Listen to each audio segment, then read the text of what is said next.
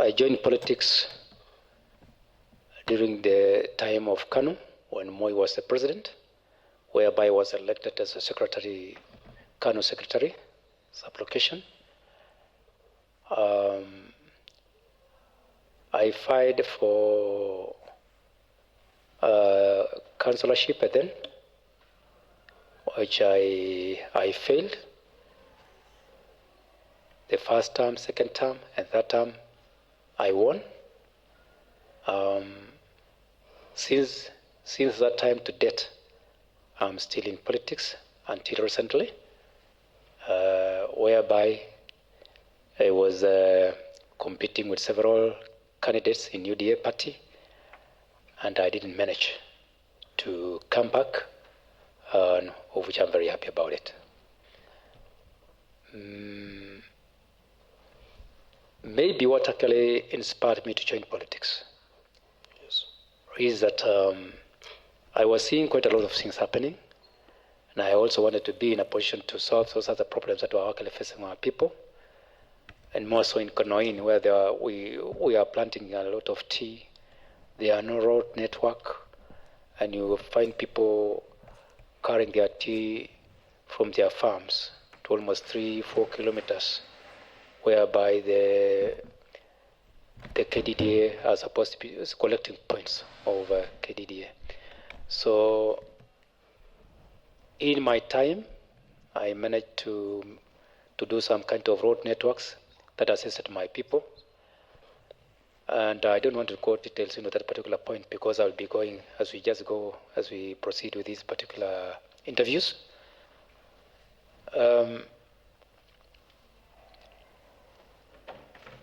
Maybe in politics, there are quite a number of things that are it's actually very dynamic. And I think as we are just going to proceed, I will be able to talk about politics and its side dynamics. I'll also be able to, or maybe one of the things I almost forget to say is that I joined politics because, Moi was somebody who was actually very harsh. And I was a supporter of the late Kipkalia Kones. Kipkalia Kones is my mentor. He mentored me. I was actually inspired by the way he was actually tackling quite a number of political issues. And when Moi was actually against Kones, the late Kones, and I was his supporter. So I felt that if I had only a chance to be in a certain position, I will also be able to be answering some questions or responding to some kind of things that are actually affecting society. And I thank God that I managed to get that particular position. And I believe I just played my role as required of me. And as we're just going to proceed, I will be able also to say quite a number of things that inspired me to join politics. And before that, again, I just want to thank the people of Embomos for electing me as their councillor. And when I was elected as a councillor, then there was an ODM wave. But I managed, because I fight through Kadu, whose chair was the Cyrus Chirongo, and I was the only one in Purity County Council who went through under the particular ticket. And I also rose through the ranks, various ranks which are actually within the county council, the different county council. When I was elected as a councillor, I was also elected as chairperson in charge of environment in that particular county council. Later, I was dropped, and then I came back again. I was elected as a finance chair of Bureti County Council, which I did well, to an extent that I was just awarded the best award by the then Minister, Honorable Musalia Mudavadi. The councillors also elected me for the second round. I also did my best, whereby I was also awarded the best award by the then Minister Fred Gumo and PS Professor Karega Mutai. From that point, the councillors then elected me also to be the chair of Bureti County Council. And that was actually the peak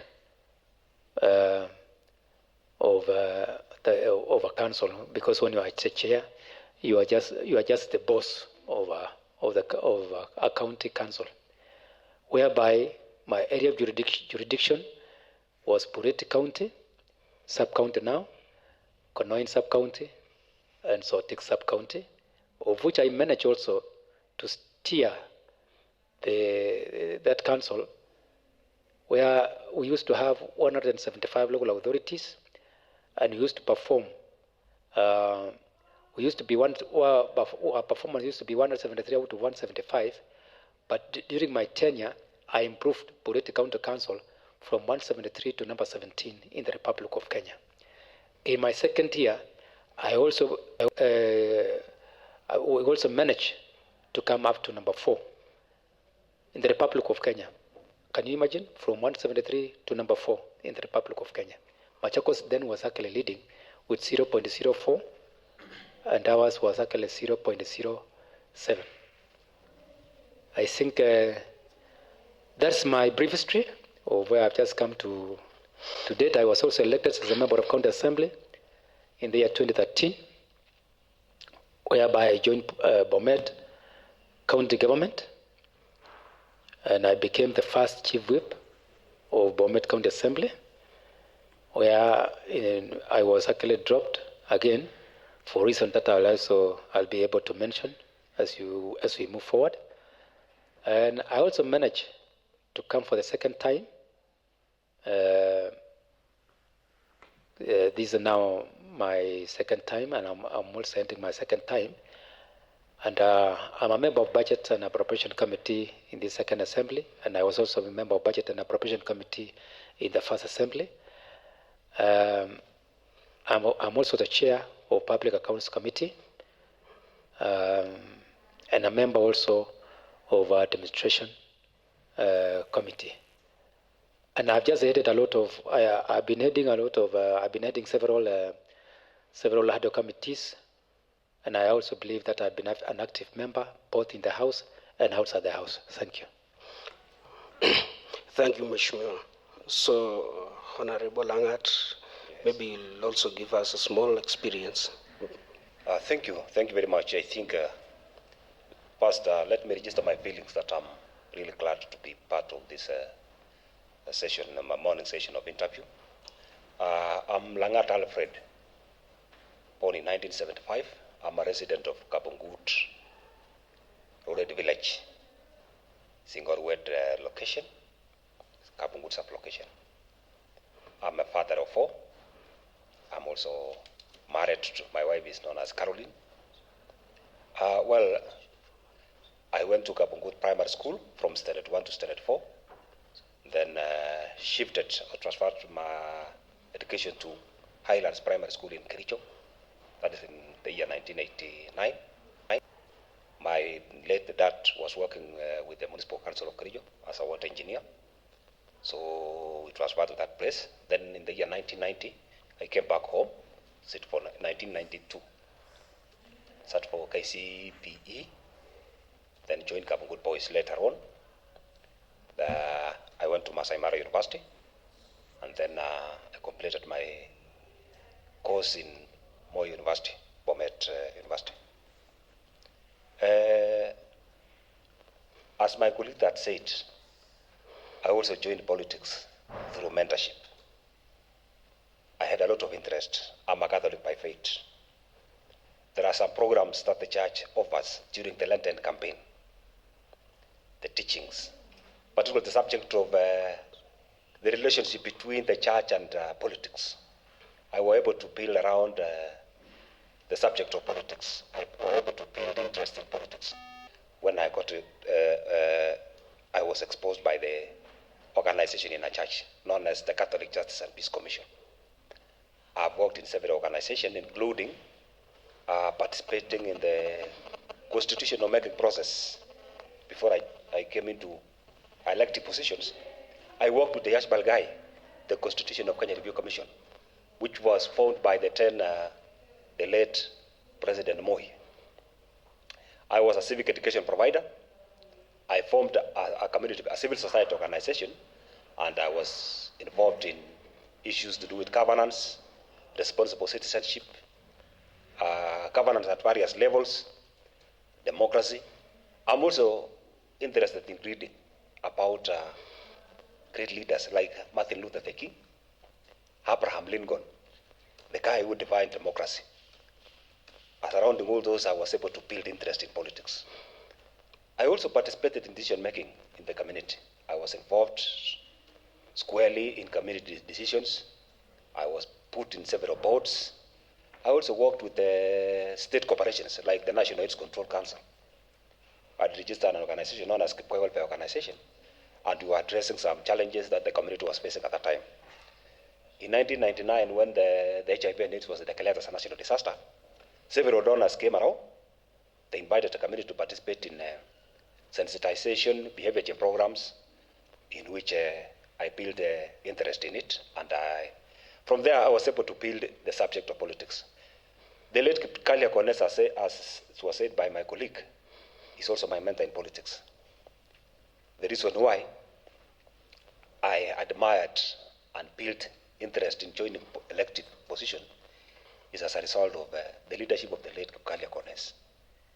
He was a leader who had he had the interest of the people at heart, and I felt like I should also make some contributions in my life into the changing life of others by influencing in terms of decision making, making contributions. I came into elected positions in the year 2011. That is after the passing, the ratification of the 2010 Constitution, where I was part and parcel of that process.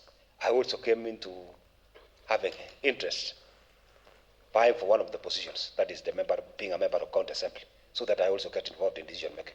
Because I used to see the resources, how the resources were managed, distributed, and I would always question why the country, very fertile country, a potential country with a lot of people, brains, and all the resources, people would still languish in poverty. And I thought I should make some valuable contribution by getting involved in decision making. So I came into politics in 2013, which I made the first attempt. I fired in a URP ticket. I became the second best. I also joined 40 people. That was the party which sponsored Kipkalia Kones in the 2007. Then I joined 40 people in 2013, and I again became the second best. By the mercies of God and the will of the people, I am the winner in 2017, and I was elected as a member of County Assembly, representing Singaru Ward to date. Recently, after nominations, my people gave a chance to other young men who are also coming up to take over from where we are. Thank you. Thank you. Timothy. All right, thank you very much, Edwin. Mheshimiwa Serbai, I have 2 questions for you. Of course, you've indicated that you served as a councillor in the defunct local government, I think for a period before 2013. You also served as an MCA. You were elected as an MCA since 2013 under the current constitution. Now, Mheshimiwa, I have 2 questions for you. Number one is that I know was the transition from serving as a councillor to an MCA. You can maybe elaborate on the transition. Number 2, has there been an impact of the county government as compared to the defunct local governments? And then number 3, sorry, there were 3 questions. Is there anything that are there procedures that can be the arguments from people who served in the defunct local authorities saying that there are some procedures especially in the issues of the collection of revenue that can assist county government. So are there some of the procedures or practices that can be borrowed or observed from the local government that can assist the current county governments currently? So I think those are the questions that I wanted to ask. Okay, thank you. Maybe before I just answer those questions, I just want to bring to attention that there's a very great difference between the county governments and the defunct local authorities. The local authorities were actually governed by Chapter 265 of the then constitutions, whereby the councillors didn't have any power. There was no clause that gives power to any councillor. And then, if a councillor dies, for example, today at 10 a.m., that councillor ceased to earn salary, and there was no salary. There was only sitting allowance. There was nothing mentioned under Cap 265 that was actually touching on somebody called a councillor. Number two, the defunct local authority had no money. They were just collecting their own money from the mamambogas and markets, places, single permits, and they were using that particular money to run the council. We all used to receive subsidy. That is the council. When you just come to the county governments is actually governed by the County Government Act, which was not actually in the defunct local authority. You will find in the County Government Act, a member of county assembly is actually mentioned there. A member of county assembly do earn salary.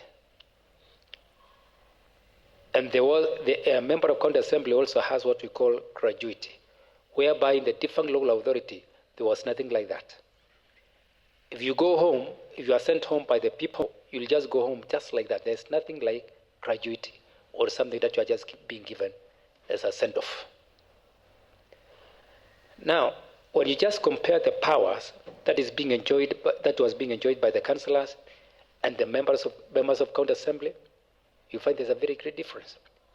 Now I'm being addressed as honorable. I have that title, which in that particular time, there was no title whereby somebody can address you as an honorable member. And maybe now to come to your questions about it was the transition. How was the transition from serving as a councillor to an MCA? Yes. I just want now to come to. I remember when you just come here in the year 2013, there was a transitional authority. There was a body which was actually mandated because we were just coming from the local authority into the county government. And in this particular transition, there was a body which was actually taxed to do that particular work. And during that time, there was a lot of challenges that we were facing because Konoin used to be in Puriti County Council, while Bomet was in Bomet County Council. And also in Bomet, there was what you call Bomet Municipal Council. In Puriti, we also used to have Litain Town Council. So the transitional period is actually a bit complex because it involves sharing of assets, which never happened to date. And there was some money which we were given to renovate county assemblies and maybe our offices. And that money was never used to accomplish what was actually intended by the national government or whoever was actually thinking of what we were supposed to do. We faced a lot of challenges. During this transitional period, quite a number of people could not be able to understand what transitional period was all about. But I was lucky because then when I was a chair of Puriti County Council, I went through several trainings pertaining the 2010 constitution and the kind of the structures that was supposed to be there in the county governments. So I was a bit advanced more than the other people who were not able to understand what transitional period was all about. In this transition again, we had employees from different county councils, whereby when we came in,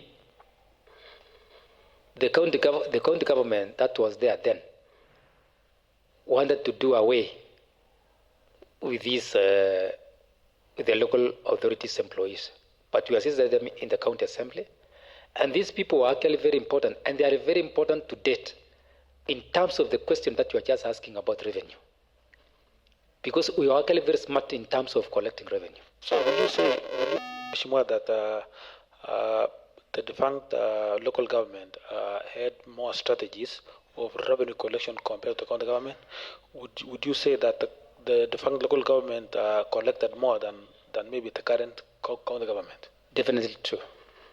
Because I will give you a very good example so that you can just compare with the present moment. When I took over, you remember when I was talking about I being the chair of Finance and General Purposes in Bureti County Council. When I was taking over, we used to revenue, we used to be at something like 16 million.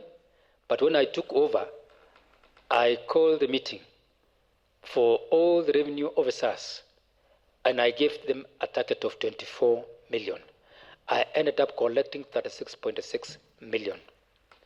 And that's why I was awarded an award of the best improved county council. Second time, I gave them a target of 40. We ended up collecting 54 million.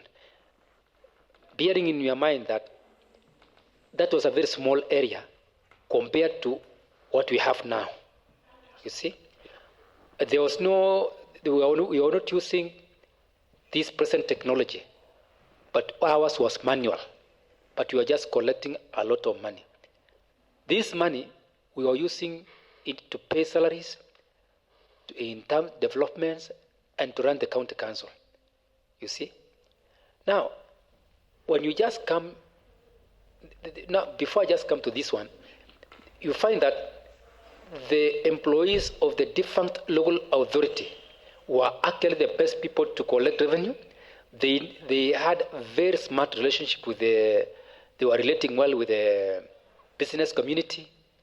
We were also relating well with the multinational companies, so that we are collecting money in a very good way without harming anybody or offending anyone. When you just come now here, the present one, you find that they have very big markets, whereby they can even collect more than 1 million in a single market. For example, in Mulot, you can just collect even more than 1 million. Another example is Chebunyo. You can just collect more than 1 million. I was expecting now the Department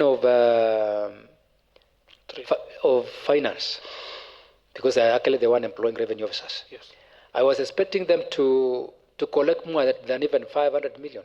It is so shocking that they are just collecting only 200. You see, if I was able to collect 54 in a small area. In a small area, yeah. And we're only collecting 10 shillings. 10 shillings. This one, they are just collecting 50 shillings. 50 shillings in a very large area. And they're telling us they're just and you know, in Bomet County Government, there is a Sotik Town Council, there is a Bomet Municipal Council, we have multinationals, they are just getting a lot of money. So to me, in terms of revenue collections, if we can just compare the revenue collectors of those who are actually collecting on behalf of county governments, they are not doing a good work as compared to what used to do in local authority. And if the county government of Bomet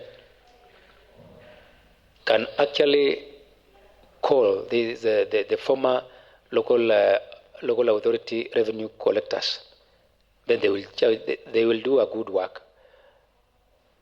And before I just end on that, we even have an officer who in this whom we were working together in Pureti County Council, and he was actually a very senior person in terms of revenue collection, and he's here in Bomet. If that person is actually given a responsibility to be in charge of revenue collection, I think this county government will do wonders in terms of revenue collection without offending anyone. Thank you, Mheshimiwa. Maybe I want to give Edwin to react on something, and maybe I think Mheshimiwa Rudisha has something to say. Okay. Thank you. I think I want to add on what my colleague has just said about revenue. Okay, and maybe, Mheshimiwa, you will also mention why people call you Rudish. Okay. I just heard my colleague call you by the name. Maybe some extra names, and it is also important for the public and the general population to know that we have got several names. As politicians, you'll always have an extra name, which is not a name that is captured in my details. But then the name Rudisha is that while I was a student in high school, and even in primary, I used to be part of athletes. I was an athlete, and my race was 800 meters. And in 2011, when we started politics, when I started joining the elected position in politics, we had a meeting with the veteran John Koech, member of Parliament, Jebalungu, for a long time. We had a meeting in Zingorwet Market, and my colleagues used to know me that I used to participate in 800 meters. So one of my friends said in public that I think Alfred leave the 800 meters to Rudisha, the David Rudisha, who has been a world record holder, and become the Rudisha of politics. That is how the name started. It started in 2011 when we had a Kano meeting in Singorwet Market. It was attended by the John Koech. That is how I picked the name. And it became my political name. So the name Rudisha is because I had a lot of interest in 800 meters, like the David Rudisha, the world record holder.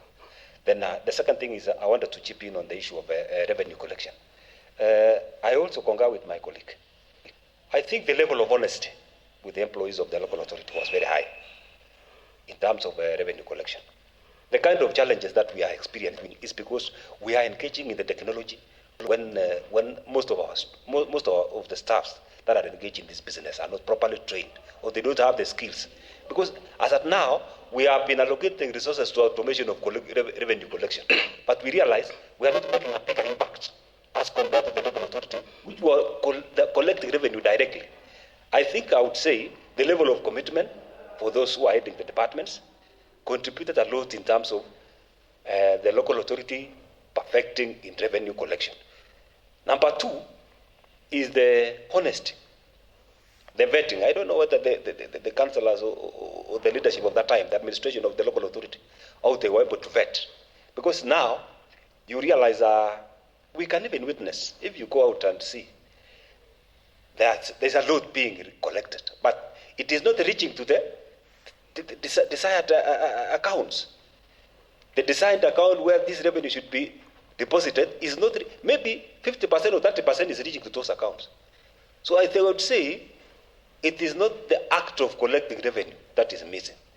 It is how we can improve the system to ensure that whatever is collected from the public reaches to the appropriate accounts.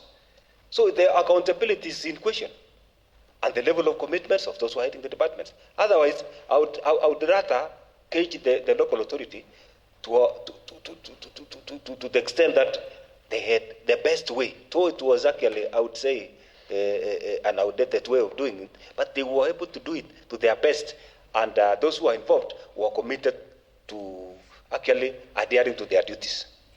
That is an additional point which I picked from my colleague. All right, maybe allow me. Yes, Honorable to add something on it. And maybe as you respond, Mheshimiwa, there are the issues of this. You say that you collected 54 million in a small in a small region. Now we have the county government where, of course, there is a larger tax base Yes. that we are using. What is really happening? Because as much as we've not automated fully our revenue collection, at least there has been a desperate attempt to do that.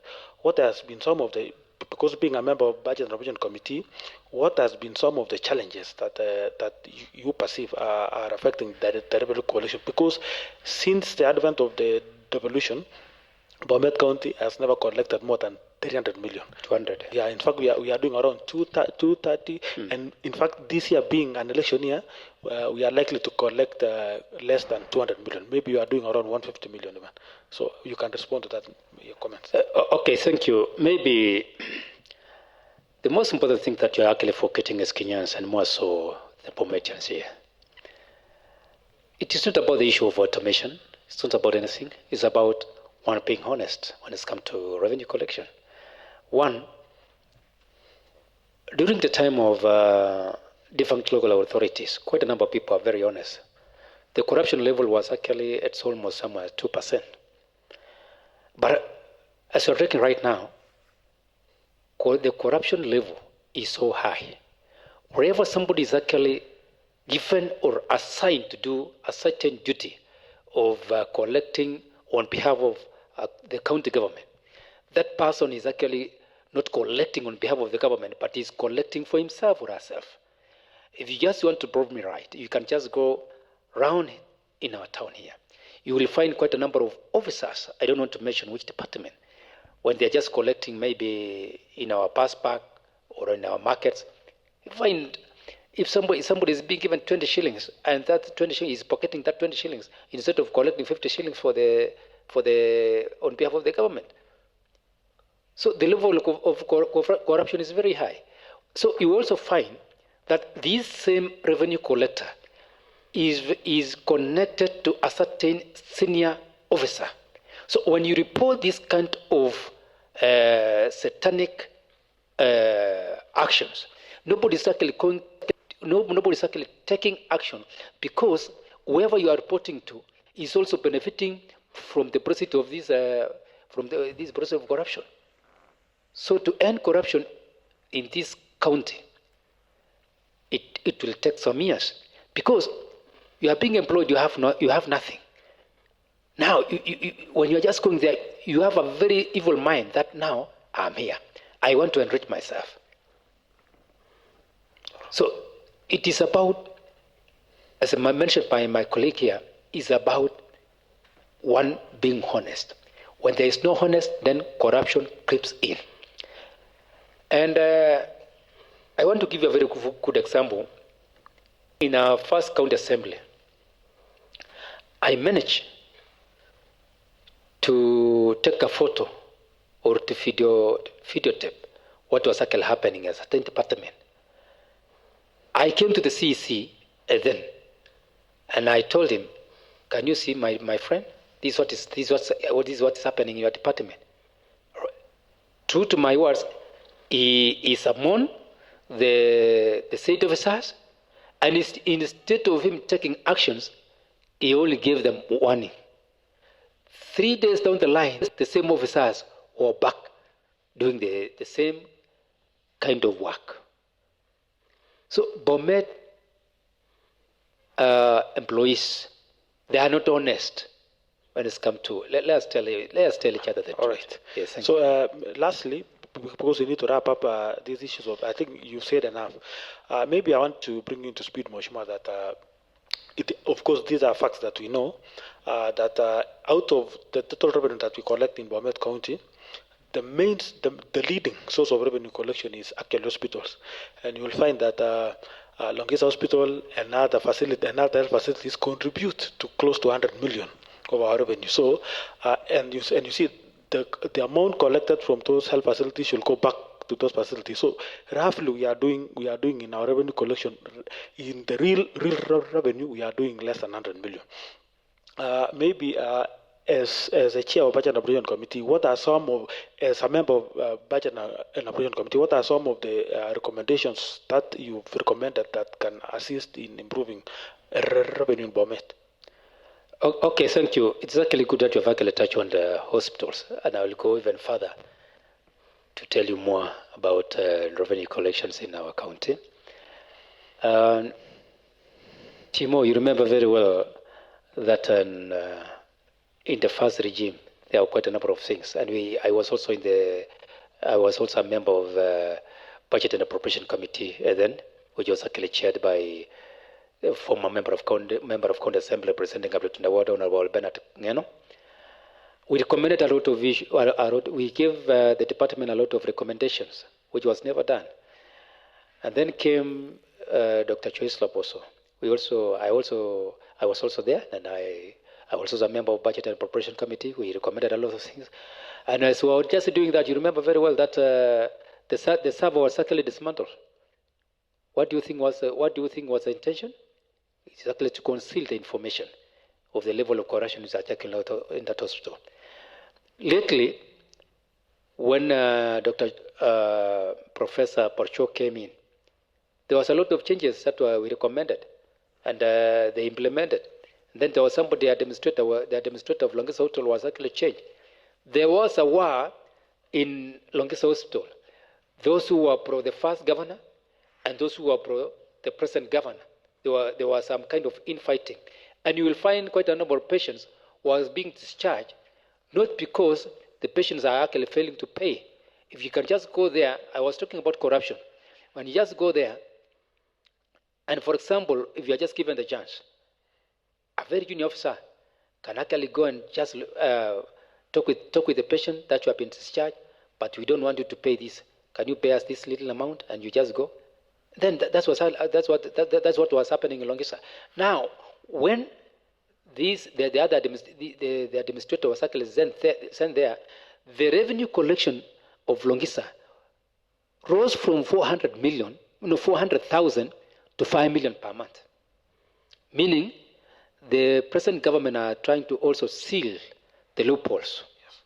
That tells you corruption was ripe in that particular hospital. Number two, apart from our hospitals, we have never been told, because we used to collect revenue in terms of what we call in lieu of rates from our multinationals, and that's a lot of money. We have not also been told how much embalmers do generate in terms of revenue, and that's a lot of money. So you find when you just talk about these revenues now, in terms of Longisa Hospital or whatever, everything is about corruption. All right. I think that's enough said, Mheshimiwa Rudisha. I want to get to you on some of the questions, but it seems you have something burning. Maybe to add on what my colleague has just said, I think the issue of revenue collection should be addressed. We have the National Assembly should have a second look at the legislation framework governing the issue of revenue collection. We have a serious problem as a country. A lot is being collected, but it is not reaching to the desired, intended purposes. That is the only problem. So the level of corruption. Number two, level of commitment. But I think in future, if the law allows, I think the aspect of revenue collection should be privatized, so that we have got firms competing. We tender the issue of revenue collection, and we set the targets. Then people on private sector are able to perform better. But these things, when it looks like public, people do misuse. They misuse. Now, look at, they were able to collect 50 million as a local authority in a small area. Now, we are collecting, I think, less than 100 million, because we are saying our health facilities are collecting roughly 100. Yes. Those are the indicators as of now. Yes. If the health facilities are collecting 100, it means the uptake of the services in our health facilities is high. Yes. And then we have got the business, the small business people, we have got the border people, we have got the industries. Then this county should be collecting close to $1 billion. Absolutely. Yeah. Yeah. It's an agricultural potential area. We have got businesses. Both sides, the upper side and the lower sides, have the potential to generate revenue. All right. So thank you very much. I think we can wind up for now that discussion for local revenue. I know it will still come at the course of our discussion. Maybe before you wind up. Yes. The problems that you are just facing in this county in terms of revenue collection, because that's the main subject that we are discussing right now here. It started a long time ago in the first county assembly. If you remember my introduction part, I talk about transitional authority, whereby we are just given the money that was never used in the intended purpose. It went, and it's actually being a chair of Public Accounts Committee. The same issue was captured by the Auditor General. These things is about corruption. So I want to urge those who are coming in now, because we are the one to make our own legislations here, so that we can actually deal away with these issues of corruption. If an officer is caught messing with the public money, what action will the county government take against such a person? Because as of now, there is no. We are only depending on national revenue, national revenue, yes, and also national advice. yes. You see? And if we are depending on that, then this county will go to the dogs. Why? You see, the server was dismantled. It was investigated. To date, nobody has been arrested. The procurement office was burned down. It was investigated. To date, nobody has been taken to court. Then, these two issues do encourages those who are interested in actually those who are interested in taking bribes or corruption will have our field day by saying, if nobody was arrested actually for those who burned the office, for those who dismantled the server, then who am I to be arrested? Yes. If the county government can cooperate with the national government, and if the national government are sincere to support the county government, then they should be able to tell us who burned the office, procurement office, who dismantled the server in Longisa. Yes. And those people be brought to book. And if those people are just going to be brought to book, this one here, who is actually doing some kind of things here in terms of maybe their interest in corruption, they will have to fear that I'm going to be arrested. But now, nobody has been arrested. Yes, I also remember that there were recommendations that one main component or one main tool that can be used to improve the local revenue is that we need to update our valuation role. Yeah. I remember there was an attempt in this second assembly. I don't know what happened. Do you have maybe some of the reasons why? And till now, the county assembly has not approved the valuation role, because I think that will largely improve. That's a discussion for maybe privilege, Chipians. Yes. We have just, as a member of Budget and Appropriation Committee, we have given the department a lot of recommendations. But as I mentioned earlier, if you remember, is that it's a syndicate. The person who is supposed to be implementing there knows what is happening here, and is also getting something from these juniors. And him being at the top there, they are the one actually protecting these juniors. So the implementation of our recommendations is a bit is an uphill task. Yeah, you see. Yeah. All right. So we only pray for this for this county and our country. All right. That if we all of us can commit ourselves to root corruption, then we can do well. Okay. So now, Mheshimiwa, maybe for the purpose of this discussion, you will allow us to call you Rudisha, because I think we are used to calling. So, Mheshimiwa Rudisha, you served in the second assembly, and of course, you've served in various portfolios. One key portfolio that you've served is that you served as a committee in charge of roads and public works, and you served from 2013 till now. From 2017 rather to now to date. You've served as a chairperson. Now, let me give you some figures as to what has been allocated to roads since 2017. In the financial year 2013-14, 531 million was allocated to roads. 2014-15, 440 million was allocated to roads. 275 million was allocated in 2016, 2015-2016. Financial year 16-17, 328 million. 17-18, now from 17-18, what was allocated now is 160 million. That is what you started with. What? 160 million. Total? Yeah, total. In 5 years? No, for the financial year 17-18. Okay. 160 million was allocated. And then majorly in financial year 18-19, what was allocated is 579. In financial year 19-20, not much was allocated because you remember we allocated a lot of resources to the Department of Water in that financial year. In the last financial year, that is financial year 2020 to 2021, 64 million was allocated to roads. So what I'm trying to say, Mheshimiwa, is that the Department of Roads and Public Service has received huge allocations as compared to other departments. Same for the financial year 1920, where a lot of resources were allocated to water, to the Department of Water. Now, Mheshimiwa, being the chairperson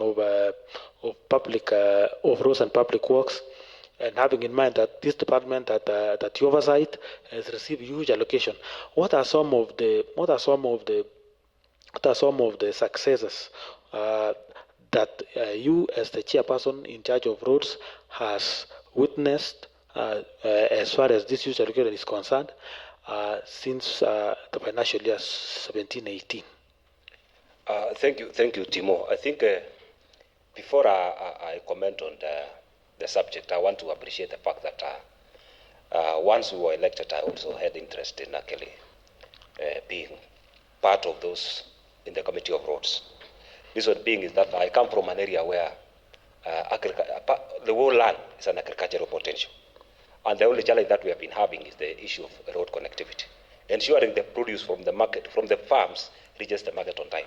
And as far as the issue of allocating resources, I think it is not, the Department of Roads is divided into three.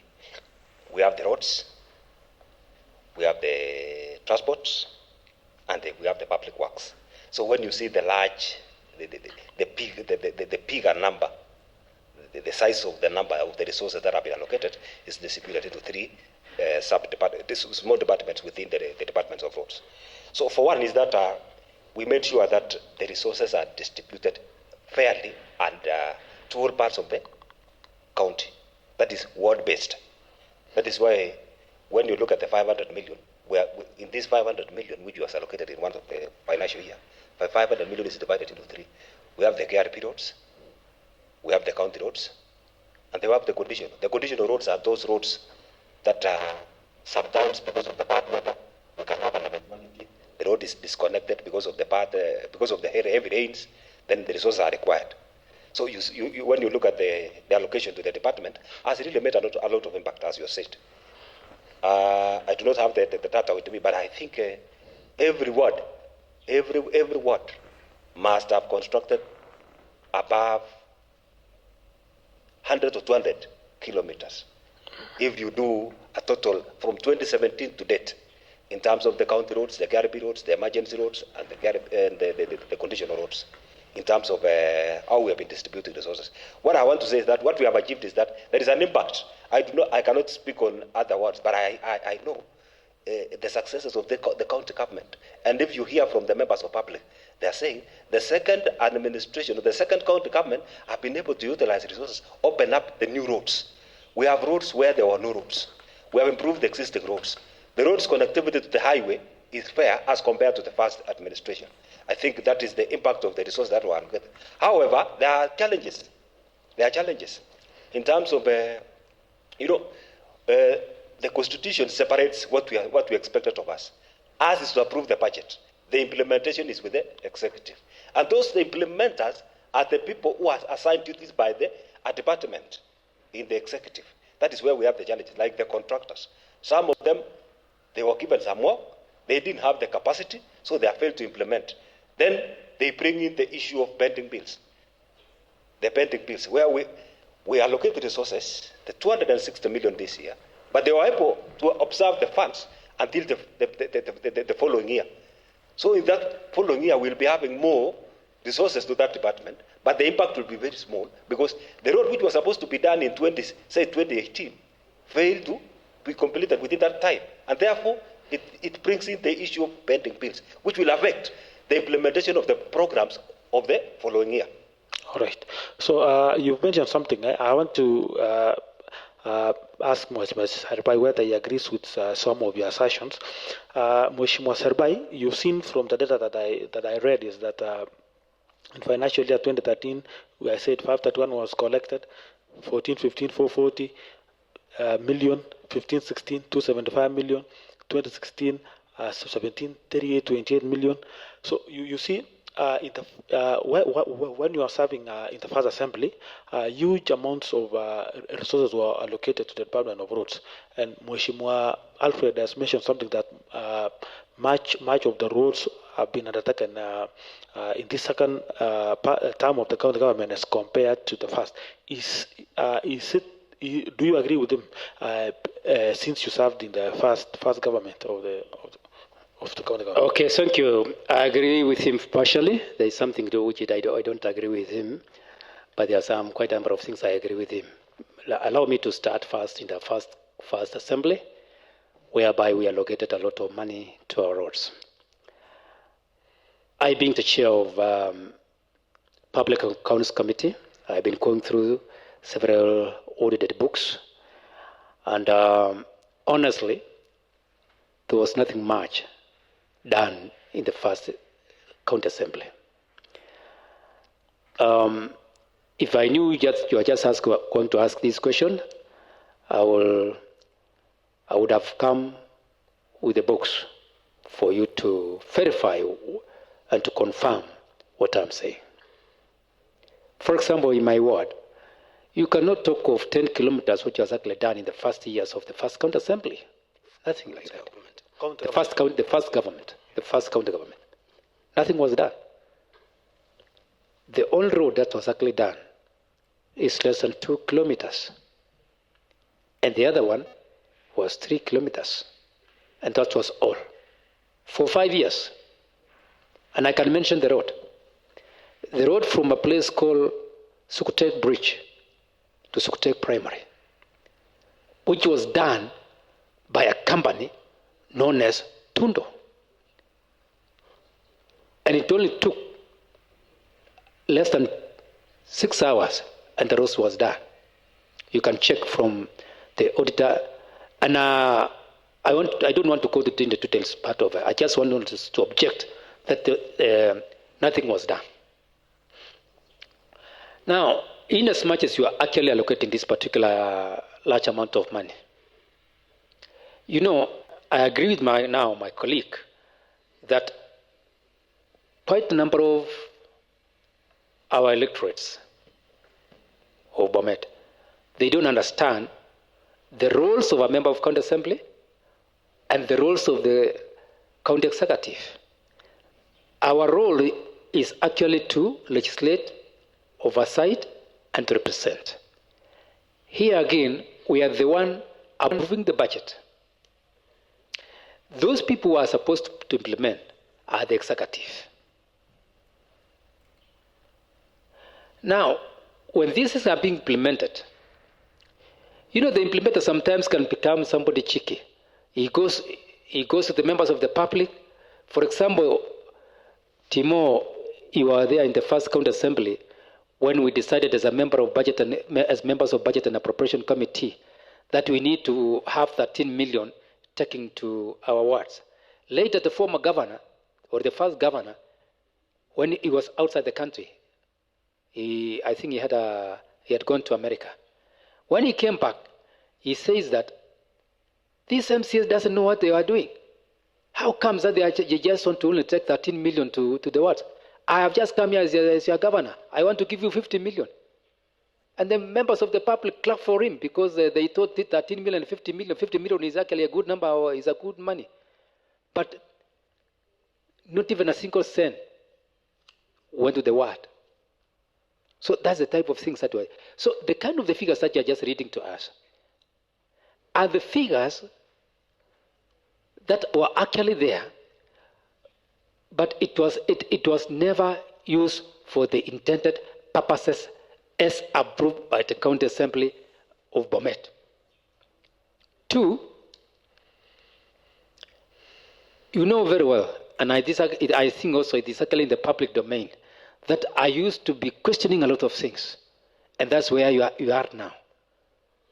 If you can check the year 2015, 2016, as a chair of Public Accounts Committee, I was not satisfied with the audit report. We discussed it in my committee, and we asked for forensic audit, which was done. If you can just go that forensic audit, you will be able to find the roads which was being claimed that it was done by the first government. Those roads are not there. You'll find the companies belong to who. I don't want to mention anybody, but you being a research officer, you can just go look for those books, get the names. If you want me to come for this next interview, you also come with the book, and then you can tell me the number of names which are there. So nothing was actually done. Now come to our second county government. We allocated a lot of money to roads.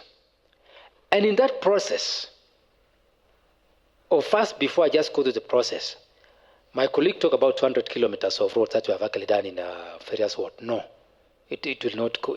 We have not achieved 200 kilometers because there were money from KRP, which only per year we were only doing 5 kilometers. So you see, that money has been removed. It is no longer with us. Now, when it comes to county roads, we were doing 4 kilometers. But in our budget, we had a projection of 8 kilometers. But on the process of actually implementing this particular budget and implementing what was actually approved by the County Assembly, there was a letter from National Treasury asking the county governments to settle the pending bills. So we had to come in with a supplementary budget so as to pay the pending bills. So from the target 8 kilometers, we removed 4 kilometers and we only did 4 kilometers. That's by year. So if you can actually sum up 4 kilometers times 5 years is only 20.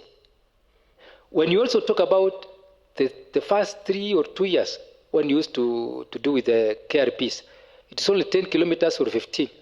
That's come to a total of 35. So maybe at maximum we have actually done 40 kilometers per ward in 5 years. So the problem is actually the pending bill. All right. And for your information, the first county government left their offices, leaving behind them a debt of 1.2 billion, which forced the second county government to pay the 1.2 billion, including the said tractors that were given by the AFC. AFC had not been paid even a single cent. And these tractors were procured by the first county government. Number 2, the table cabins were procured by the first county government, and it was never paid. It was paid by the second county government. That affects actually our performance. All right. Thank you. Okay, thank you, Mheshimiwa. Now to Mheshimiwa Rudisha. I know you have some comments, but so that you can respond to all of them. When you see the departments of roads are on every financial year receive huge allocation. As we've said, there is a trend. There is a trend where, like for instance, in the financial year 17-18, 160 million was allocated. 2018-2019, 579 was allocated, and then there was a decrease in allocation in 2019, I think close to around 100 million. And then, of course, you see there's been a persistent allocation to the Department of Roads. There's been argument sometimes that we normally have an argument in our assembly and in various committees that why is the Department of Roads why is the Department of Roads receiving constant allocation every year? Because if, say, for instance, you build a road XYZ, that road is done and constructed. You might not again need to construct that road, but you see the department receive a constant or sometimes an increase in allocation. What occasion these constant huge allocation to the Department of Roads? Are there interest? Are there interest? Because some people say there's interest in the Department of Roads. That's why there's an allocation. Maybe this is an opportunity for you to explain the reason why there is a constant allocation of to the Department of Roads, despite the fact that every year there's a claim that you see every year they say we've done 20 kilometers of roads per ward. In the next year again, the department receives again the same allocation. Why, Mheshimiwa? Thank you very much. I think that's a good question. I think it is not the fact that the department is subjecting to some constant figures. Yes. It is the pressure, the demand from the public. If you listen to the social audit, the members of public, the radio callers, even when you go around, even when the governor make visits to our wards, there is a lot of pressure, the demand from the members of public, asking the government, now the governor and the MCA, that the road connecting this area and this area is having problems. Your Excellency, we need your attention. They will always call us, even when we do not have the resources. There are challenges because, as said by my colleague, the first administration for their 5 years in office, they were able to construct only 10 kilometers in a ward. But for us, I think the first allocation we were able to do 6 kilometers of county roads, an emergency of around 3.5 kilometers, that is around 9 kilometers, and the 4 kilometers of KRP, 4 kilometers by ward of KRP. So when you say 9 plus 4, it's around 13 kilometers. That was just a single financial year. Then the following year, because of the issue of pending bills. Now, the only challenge is that we would do a bigger number of kilometers of roads. But the problem was the issue of pending bills, which we also inherited. Pending bills cannot be a subject of that can be omitted. The government passed a law that the pending bills is given the first priority. That is on the allocation of the year. So we see, we were supposed to do a 10-kilometer road this year, but because of the pending bills, it was reduced to around 4 kilometers, as it was explained by my colleague. So those are the only challenges. But as it is now, the kind of resources that were allocated were not only meant for the roads. Remember, an example is my ward. Apart from the roads that we were able to construct from 2017 to date, we've been able to construct bridges. We now have a culvert connecting Silipwet and Gabungut, done in 2018. Yes. We have a culvert, a box culvert, a bigger one, sizable. Big vehicles are able to use, collecting Singorwet sublocation and Kapungut sublocation. We have a bridge connecting Jesoin Ward, that is Olmotoni Kwari. We have a bridge connecting Jesoin Boito and Palek. We have a Mengichik bridge connecting Pomet East and Pomet Central in Kitaben sublocation. So these little resources were also being utilized to do the connectivity of the bridges, apart from the roads. Again, you realize the allocation of 2014, somewhere 2014, there were some projects that this administration, the second county government, were able to attend to in 2017, 2018, 2019. But when you go to records, it is in record that they were done in 2014. Like Megichik Bridge, it was allocated around 34 million, and it was 20% done. In 14, that is 2014, 2015, yes. In the ADP of 20. But in 2021 budget, we were able to push and allocate more resources, around 17 million, so that the bridge were able to be functional. So some of the challenges is that we were also, with the little resources, we are addressing the historical economic rhymes.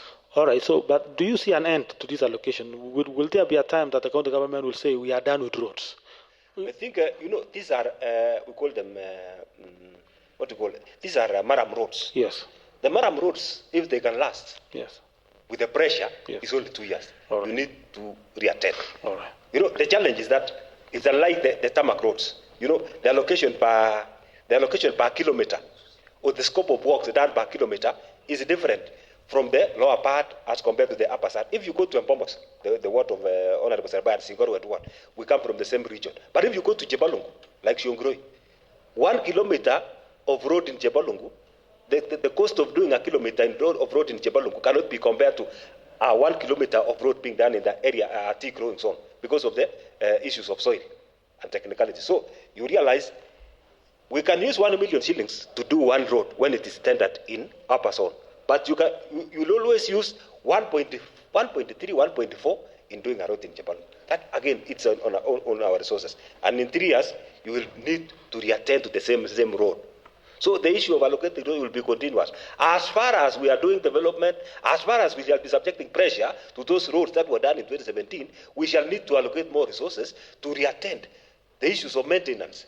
Yeah. Yeah, so that I can give Mheshimiwa, maybe one about Serbai can make some comments so that I can.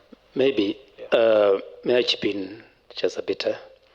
When you talk about a large amount being taken to roads, as has been mentioned by my colleague here, that there is quite a number of roads that these county government, these present county government such as actually open up. You know, the number of roads, when the number of roads increases, you open several roads.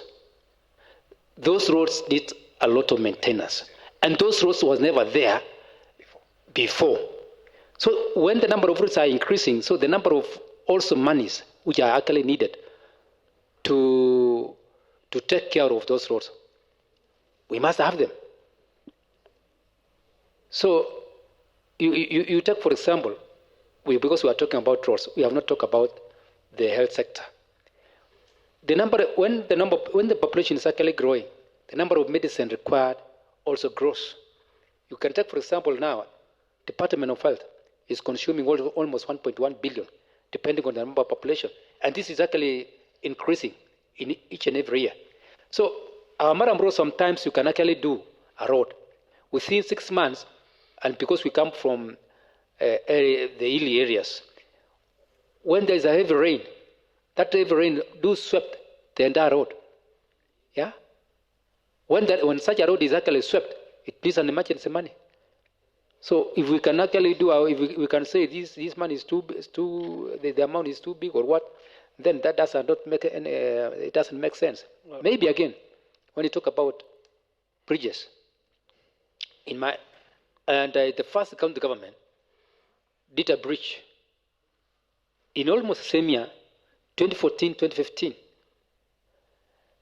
That bridge has attracted auditors, and there's an audit query that was completed almost a year ago, a bridge called Krimose Targambe Road. If you can just, you remember, I brought a statement in our first county assembly asking about the same bridge.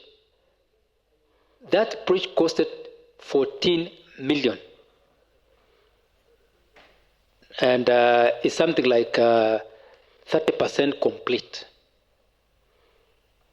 14 million. Yes. Then there's another bridge which was actually started by this government, the present government. It costed this county government 11 million. That bridge is now passable. Last, when you talk about this large, Timo, you are an academician. We cannot talk of a certain value in the year 2013 and you compare the value of a shilling in the year 2013 and the value of a shilling in the year 2022. The shilling already has been weakened. Yes. So the cost of actually maintaining a road is actually going up. Yeah, because of that shilling which has actually been weakened. You see? But our discussion was that, Mheshimiwa, if, for instance, let's say in financial year 2017, 2017 there was an allocation of 160 million. Let's say in the financial year 2018-2019, for instance, there was an allocation of 580 million. You will expect that much was done because that was an allocation of close to 500 million. you will expect that in the subsequent financial year, there must be a reduction in allocation because anyway, in the last financial year, we did much. But you see, in some instances, we made a persistent increase. Sometimes people argue, and we normally even argue in our committees that why, what? So my question is, if today you are given a chance to serve in the third assembly or to lead the Department of Roads, what are some of the strategies that you'll put in place to ensure that the issues of roads, the issues of constructing roads and repairing every year is put to an end? I think, Timo, before you just go to that question, or before I just answer that question, my colleague has just mentioned something which I want to support him.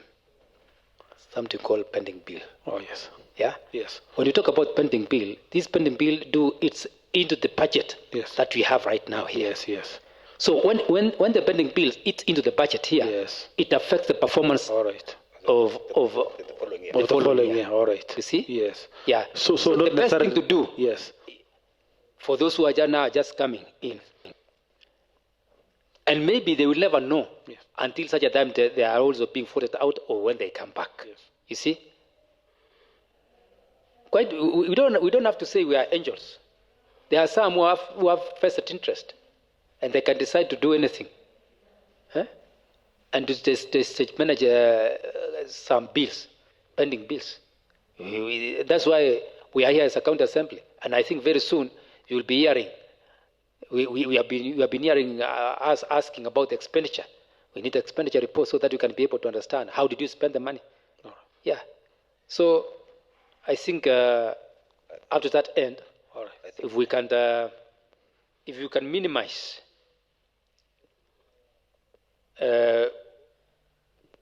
this kind of corruption, yes, the same corruption.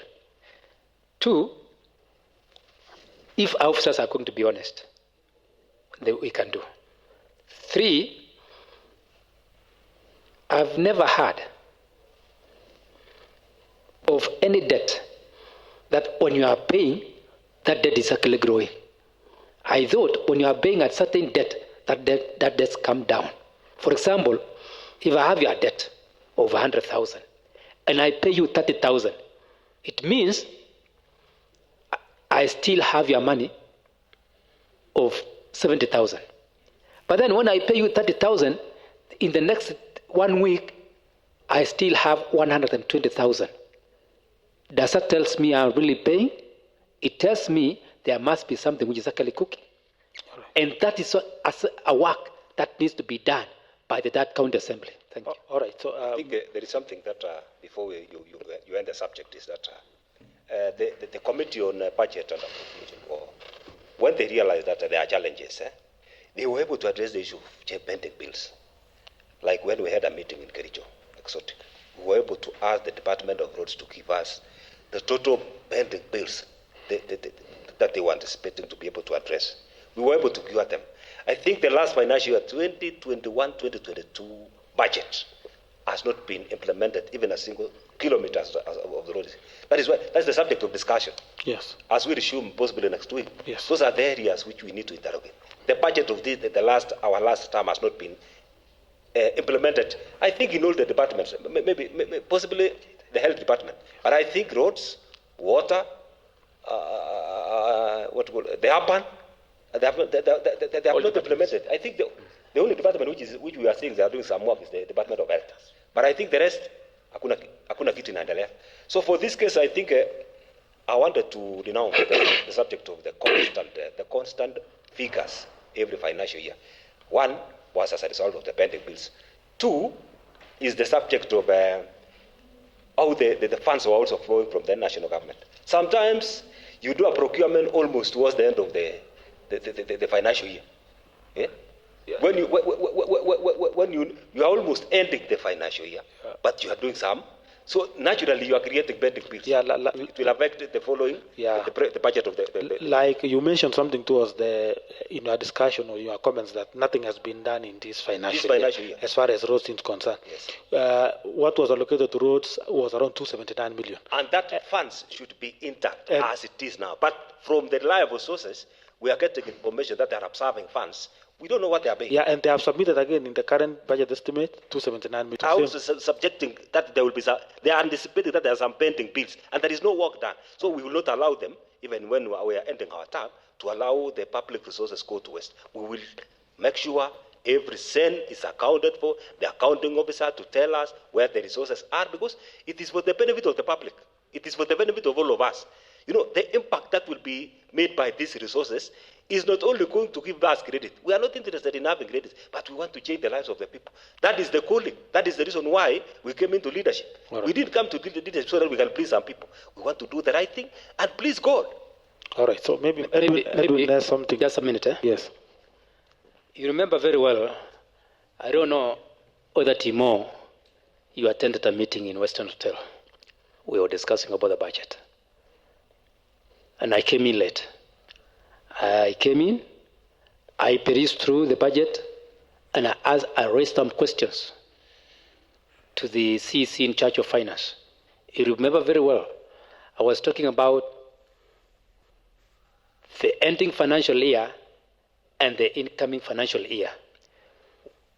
In terms of recurrent expenditure, that is actually salaries, whereby the Department of Education was required to have some money used to pay the salaries, under condition that when the salaries come, they will refund that money to the department for usage of construction of our ECDs.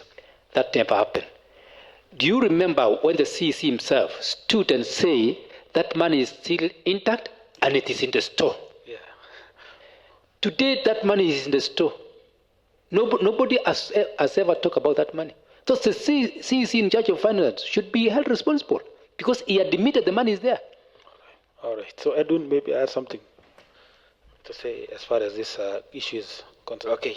As we bring this discussion on roads to closure, Mheshimiwa, I know this constitution gave the county government very limited scope in terms of roads. You are supposed, the county government is supposed to only construct the feeder roads. Now you find that these major roads, sometimes it becomes a challenge, especially this connecting the sub-counties. So what do you think are the policy gaps that should be addressed in terms of scope of the roads that the counties should do? I think, first of all, is that it has not been defined clearly what is what you call a feeder road, because all of them remains to be feeder roads, because they are feeding some main roads. I think feeder, because it is connecting to the main road. And it is in several kilometers, several villages. You know, I come from a tea growing zone. We have what we call tea pine collection centers. Those tea pine collection centers are just at the lower part of the land, karibu na mtoni. So, and you need to access so that you can pick the tea to the main road, then transport it to the processing plant. So when we say the policy gives the county government only feeder roads, I would say the policy used the term feeder roads, but the feeder roads, in fact, if you do the sum total of the number of kilometers of the Maram roads in my ward and corroborate with the distance in kilometers of the tarmac road, you will realize it is the feeder roads or the Maram roads takes the bigger kilometers or the larger kilometers. If roughly I can do a simple sum, it's almost 200 kilometers when you connect them. But a tarmac road in my ward, that is from Mutarokwa side all the way to Isaik, and from Isaik all the way to Masesa. That's around 17 kilometers. But the Maram roads are beyond 70, 80 kilometers. So in terms of managing this, I think the national government should allocate more resources to the so-called feeder roads, because these are the roads that can only be done and maintained within 2 years. They require the same allocation. Maybe I agree with my colleague here. There is Kenya Roads Board, which is actually understand I don't know whether they have just come out with the results, or whether the results are there. They were discussing which roads are supposed to be done by KERA, that is Kenya Rural Authority, Kenya Rural Authority, something like that. And then this KERA is under the member of Parliament, National Assembly. But the KRP has not actually, the Kenya roads are not defined clearly which roads are supposed to be done by KERA and which roads are supposed to be done by the county governments. So you see, if the concerned body defines, then the county government will be able now to direct their resources to define roads. I think we have had, the county governments have had a discussion with the national road departments to be able to come out with a defined roadmap for national government and the county governments. Yeah, because even at times in my area, sometimes we clash with the member of parliament coming to do my road, or he also saying I'm just going to do his road. So if it's exactly well defined as mentioned by my colleague, I think we shall actually do some good progress. Thank you. All right. I think there are still only two questions as far as the issues of road construction is concerned. Number one, and I think I'll require a response. I think a response will be from both of you. Don't remember. Number one is that when you check the control of budget reports, in 2017-2019, they are saying 388 was allocated for construction of roads, and then 160 million was only used. So they are projecting that at that particular year there was 41% absorption rate as far as the department, as far as the absorption of funds is concerned. When you come to 2018-2019, there was an allocation of 578 million, and they are saying in that particular financial year there was 100% absorption. It means that the entire 578 million was utilized in that financial year. Now my question is, if you compare 17 and 18, we can say maybe that was the advent of the second county government, and maybe there was the issues of implementation. Now in 18-19, there was 100% absorption of funds meant for roads. Would this 100% absorption of roads translate to what has been done in your wards? Can you attest that this 100% absorption of funds probably in that particular year of financial year 18-19 portray what was in the ground? Yeah. Thank you. I think the 500 million, the absorption of the 500 million, one, yes, as said by my colleague, and I have also said, is the issue of pending bills. When the pending bills is made, yes, first of all, it will absorb the funds. Okay. Then there was some work done within that financial year. That possibly, because I'm not very accurate, I do not have the data at the depot now. Yes. Possibly, there was some work done, yes, and they were completed on time, and therefore payments were done, and therefore the absorption of the funds would reach 100%. Yes. And in financial year, it was 41%. Yes. Maybe to me, I tend to think differently. Yes. When you talk about 41% being observed in the year 2017-2018, yes, that was actually the period where the first governor was actually exiting. Yes. While Dr. Joyce Lopos was taking over from him. And you also know that you need to know that after general election there was a repeat in presidential election. So it took time for counties to settle, yes, to settle and plan their work. So quite a number of counties started their work maybe late in January, and June also was very close. So we did very little in terms of implementation. That is, so the control of budget is actually very right. When you also come to 2017, 2018? 2018-2019. So now things were flowing just on the right direction. And personally, I can attest to that by saying I did my first road from a place called Kobel to a place called Nyangombe. And we had a bridge there. We did well. to date, that road has not been, it has not been, no, we have never talked even about maintaining it. It is still doing it well. We did another road again in a place called Cremose. That road does not, we have not put any money in terms of actually maintenance. So in that particular year, really, we did a very good work. All right. And in the subsequent year, there were a lot of problems. Now, that letter now from National Treasury, Yes. requiring the county government to pay pending bills. Yes. So it affected now the performance of the county. All right. So, Before you move, yes. you know, the aspect of absorption, Yes. there are two departments involved. Yes. One is the user department, say now the Department of Roads. Yes. The department can do their part. Peana kazi, the contractor do their work. After completing whatever, then they go for process of payment. Where we have another challenge. Some of these pending bills are created by the staffs in the Department of Finance. You realize some of the contractors to date they are complaining.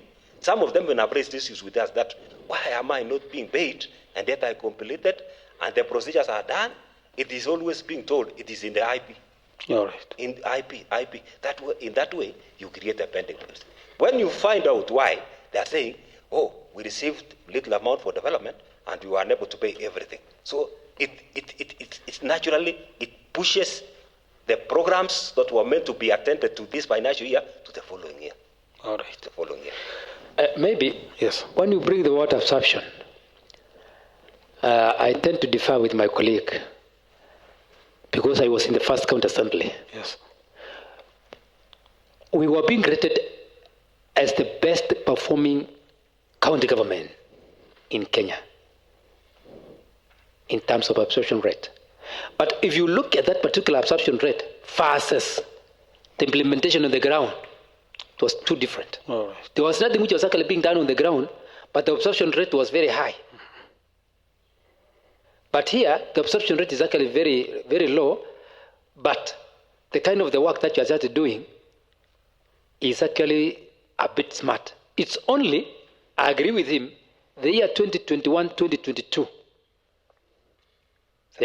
We are honestly, there is nothing. The absorption rate now is higher. Is higher. And no work. Yeah. So it's a reflection of So, previous. so Timo, when you talk about these figures, we only also need to understand absorption rate, what it means. All right. Yeah. Okay. So maybe as we wind up the discussion on roads and public works, now I want to ask the chairperson on roads. Mheshimiwa, there's been a constant allocation to an activity called construction of material testing lab. Since financial year 18-19, every year there has been an allocation of close to 5 million material testing lab every year. In fact, in this current financial year, I think there's an allocation again for that. In fact, the main justification is that it will assist the county government in testing, and also there were discussion that it will also be a source of revenue, where some other counties like Nyamira, Kericho, and Narok can come and do their testing here. I don't know. Maybe do you have information on how far that project has been done? And then number two, Mheshimiwa, there's a policy that you as a department of, you as the committee on roads and public work, you approved a policy. Perhaps it is an opportunity for you to explain what was the policy and has the policy been implemented, and what are some of the successes that has been reaped from implementation of that policy? Thank you very much. I think I should begin with that one. I think I want to appreciate the fact that my committee and the members of the Second County Assembly were able to pass a policy on roads maintenance policy. Yes. The roads maintenance policy was passed with an objective to ensure that the value for the resources that are allocated to the roads make an impact for a specific period of time. Say, for example, if a road which was done in 2018, a road done in 2018 needs maintenance in 2020. We realize we will be reallocating the resources within a span of our term. We'll be allocating twice the resources to the same road. So we decided and say, if we have if we adapt or if we pass a roads maintenance policy where we will engage our youth, where we will engage little resources. It's a form of casual employment, where we have some youths doing some small works like bush clearing, opening up of culverts where they are locked, so that to allow the water percolates, and maybe maraming parts, we call the patches. Yeah? They call it spot patching, where a small area of a road is weary, it is attended to by just casual laborers. So we passed a policy, and the policy has not been implemented. I want to be very, very clear on that. The implementers have failed to implement, but we have given them the necessary resources. It's part of the issues that we are trying to interrogate as a committee of roads. Then the other issue was, what was it? It was a material testing lab. The material testing lab, which has been appearing in every year of the financial year and is in the budget. The problem was the aspect of procurement, where they were supposed to procure such a service. The resources that were allocated for the construction of a material testing lab, in fact, I would say it lapsed with the financial, before they kick off the works. The process, the procedure, and all those were sometimes nullified. I don't know. There were certain challenges between the department and the procurement, where they failed. But I think as now, it's around 80%. It is constructed near the offices of the Wasiri Roads and the CO, just adjacent to it. Okay. The purpose of that was to help us to identify the appropriate materials that we need to use at where. As I said earlier, the cost of doing a road in the lower part, that is the clay area of our county, like Yebalungu and Soti, part of Soti, it cannot be the same as doing a road in Mbomos or Singorwen, because the soil there and the soil on the other side differs. The cost of doing a road in Jebalungu can go up to 1.3 kilometers when it is standard, to 1.3 to 1.5. But you can do between 800 to 1.2 in the upper zone. So it was necessary for us so that we can manage the issue of materials that we are using, so that we don't use any materials. Within 1 year, we need to redo the roads, and we have not completed the distance that we projected in doing, particularly in the CIDP. All right. Yeah. I think that is the end of the discussion on this topic, roads. I think we've taken time. So I want to give Edwin to maybe make some comments, and then we can proceed. Okay.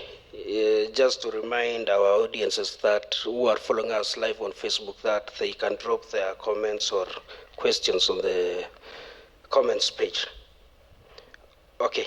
So I think, Timothy, we are going to move to the next topic. Yeah? Okay. All right. Honorable Serbai. All right, Honorable Serbai, we move to another topic. Mheshimiwa Serbai, recently there was another committee that was constituted, or that was established in the County Assembly to investigate on the issues of the recruitments and promotions since the financial year 2019. The main reason why that other committee was formed or constituted was that I think there was a lot of outcry from the members of the County Assembly and even from the public on the issues of the recruitments and promotion. There were a lot of outcry from ECD, teachers, health workers, and enforcement officers, and all other officers serving within the county government. Now, Mheshimiwa, to give you an highlight, there was a recommendation that your committee, that is the other committee, made. There was this recommendation, and I'll read. The county secretary, this is the recommendation now from the other committee. One of the recommendations as far as the issues of appointment and confirmation of letters. You say that the county secretary and the county public service board should investigate the issue of persons who are in the county payroll but are not serving within the county government, and initiate a process of removing such persons from the payroll within 1 month from the date of adoption of this report. That report, I think, was adopted at some point last year. The issues of payroll, I think this is issue of payroll, the issues of ghost workers in our county payroll has been an issue that has been discussed more than once.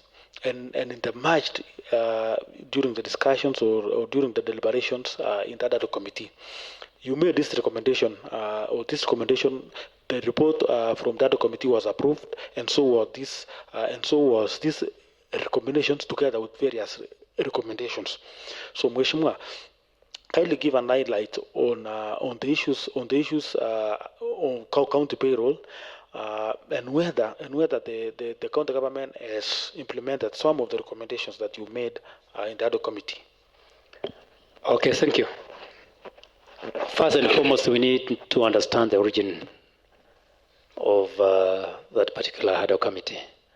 First, I came to the county assembly with a statement, if I should remember, or it was a motion. And I just want to thank the county assembly for supporting me that when I was actually moving that particular motion, which resulted up in coming up with a HADO committee. And before I just talk about that HADO committee, I just want to thank the committee, my committee members, which I believe Honorable Odisha was one of them, if I should remember. The main purpose of having this HADOC was really to investigate the issues of employment in Bomet County. One, we wanted to know the number of employees in Bomet County. Two, employees per sub-county. Three, employees in our wards. So that we wanted an information that we can balance. Because if you can just go to that HADO committee, you will find that there is a certain sub-county out of 3,920 employees. There was a sub-county with 1,800. Only one sub-county. This was actually to the disadvantage of the 4 sub-counties. If you can just go through that recommendation, we did some kind of recommendation that there should be regional balance, as provided for in the law. Number 2, there has been a problem, and this one has been a very serious problem facing Bomet County. When you just go to HR office and also County Public Service Board, County Public Service Board gave us 3,920, whereas the HR gave us 4,300, meaning there are 400 cost workers. And not only that, among the 3,920, there are those people who are actually serving this county without any letter, but their names are appearing in HR office, and they are being paid. There are some people also who are being paid, but they are seated back at their places or their homes. They are not working for this county government, but they are receiving salary. And that's the point why I brought this particular motion that resulted in forming an HADO committee, which I was actually the chair. If you can just go to those kind of recommendations, I recommended that the County Public Service Board should investigate to find out these cost workers. Number 2, there are some people who are actually given letters of, they were given contract in the year 2014. Their contract ceased after the expiry of that contract, but the county government has not notified them of the expiry of contract, but they are still being paid. Now, the recommendation on that issue was that the County Public Service Board should give suitability test to those who are given letters to serve and be given confirmation letters to serve in this particular county. When it's come now to implementation upon the approval of the HADO committee, Timo, I remember very well that we talked about 1 month to clean the payroll. But Timo, you are also very much aware that we have committee on labor, and Public Service, with which, after the expiry of 1 month, I took my time to ask what kind of percentage of my report has been implemented. To date, nobody has answered. I took also another time, and the Speaker ordered the Committee on Labor and Public Service to come up with the answer. To date, nobody has just come with the answer. So to me, to date, I believe nothing has been done because I have not been told what has been done. That's in terms of now employment. I have not come to promotions or whatever. Now, when you look at it critically, there are some people who are actually blocking the implementation of this particular report. But out of what I'm just getting from members of staff, I understand some have been given confirmation, some have not. So reasons are best known to the Bomet County Public Service Board. When it's come to those people who are supposed to be promoted, you remember very well, we did invite the Department of the Labor and Public Service Board. They appeared before this committee. We also invited the CEC in charge of finance. We invited the CS to come and shed light on some of the things that you are actually raising. We also invited different unions. For example, health, there's what you call laboratory and something that of that union. Yeah. All of them came, they gave us the report. And they are unions. Yes. And the reasons to why quite a number of them has not, they were unable to be promoted is because they were supposed to attend some courses. I understand they do call them SMEs. But when we just call the CEC in charge of finance, he mentioned something to do with, there was no budget to do with any training. So we actually recommended that the minister or the CEC in charge of finance should make an effort of having some amount for our staffs to be trained. After training, they have to be promoted. Oh. The only area that I'm seeing I have an issue with, Timo, is County Public Service Board. County Public Service Board, and I got to be very honest on this, they are just doing us a disservice. Why? If you can have a look at it critically,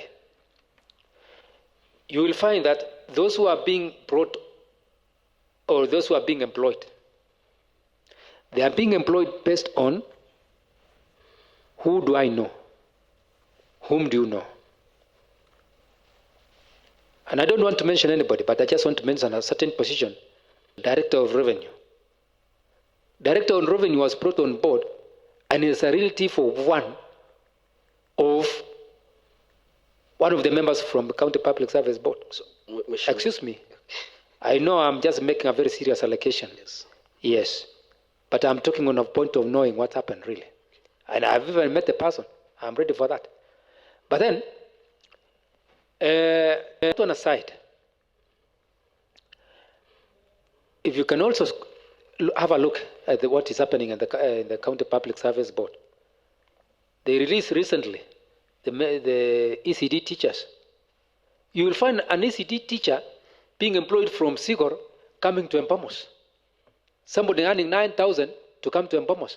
Yet I have ECD teachers who are qualified, who are supposed to be employed and remain there so that they cannot actually incur any other expenditure without actually consulting with the CS, without consulting with the governor, without consulting with the member of county assembly to really have a look at it. Is this person coming from my ward? And then when you just go back home, you are being criticized for an activity which was actually done by somebody who doesn't understand your word. So the entire blame goes to the County Public Service Board. And I'm very sorry to mention that. Thank you. All right. So, Mheshimiwa Alfred Langat, I know Honorable Serbai has elaborated a lot of issues concerning Tadado Committee.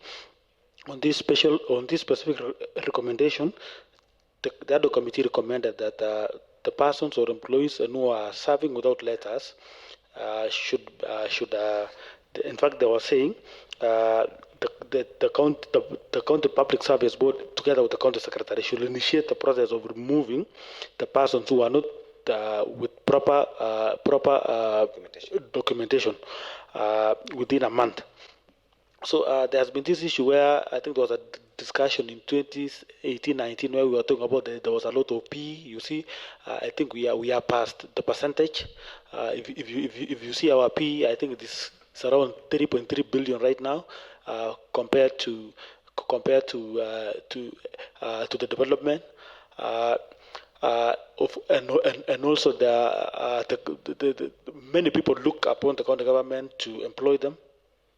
So based on, because you are also a member of the DADO committee, and you are part of making or approving such a recommendation, what do you think the county government should do going forward, considering that people look upon the county government for employment, of course, and also there must be a balance between what we allocate from PE that should conform with what is in the law. All right. Thank you. I think in summary, what I would say is that the County Assembly, the Committee on Labour, the ADO Committee have done their best.